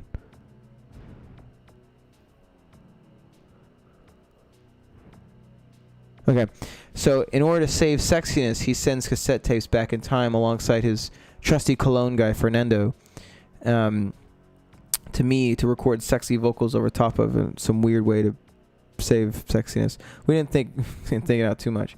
But anyways, we have a song that came out called Live Fast, Die Hard, which was like, I put all the sexiest vocal tricks I could on that song. And so this is me working with Penetrator again. I'm saying it to you right now, so I need to know right now what you think. This is a cover of a ridiculous 80s song.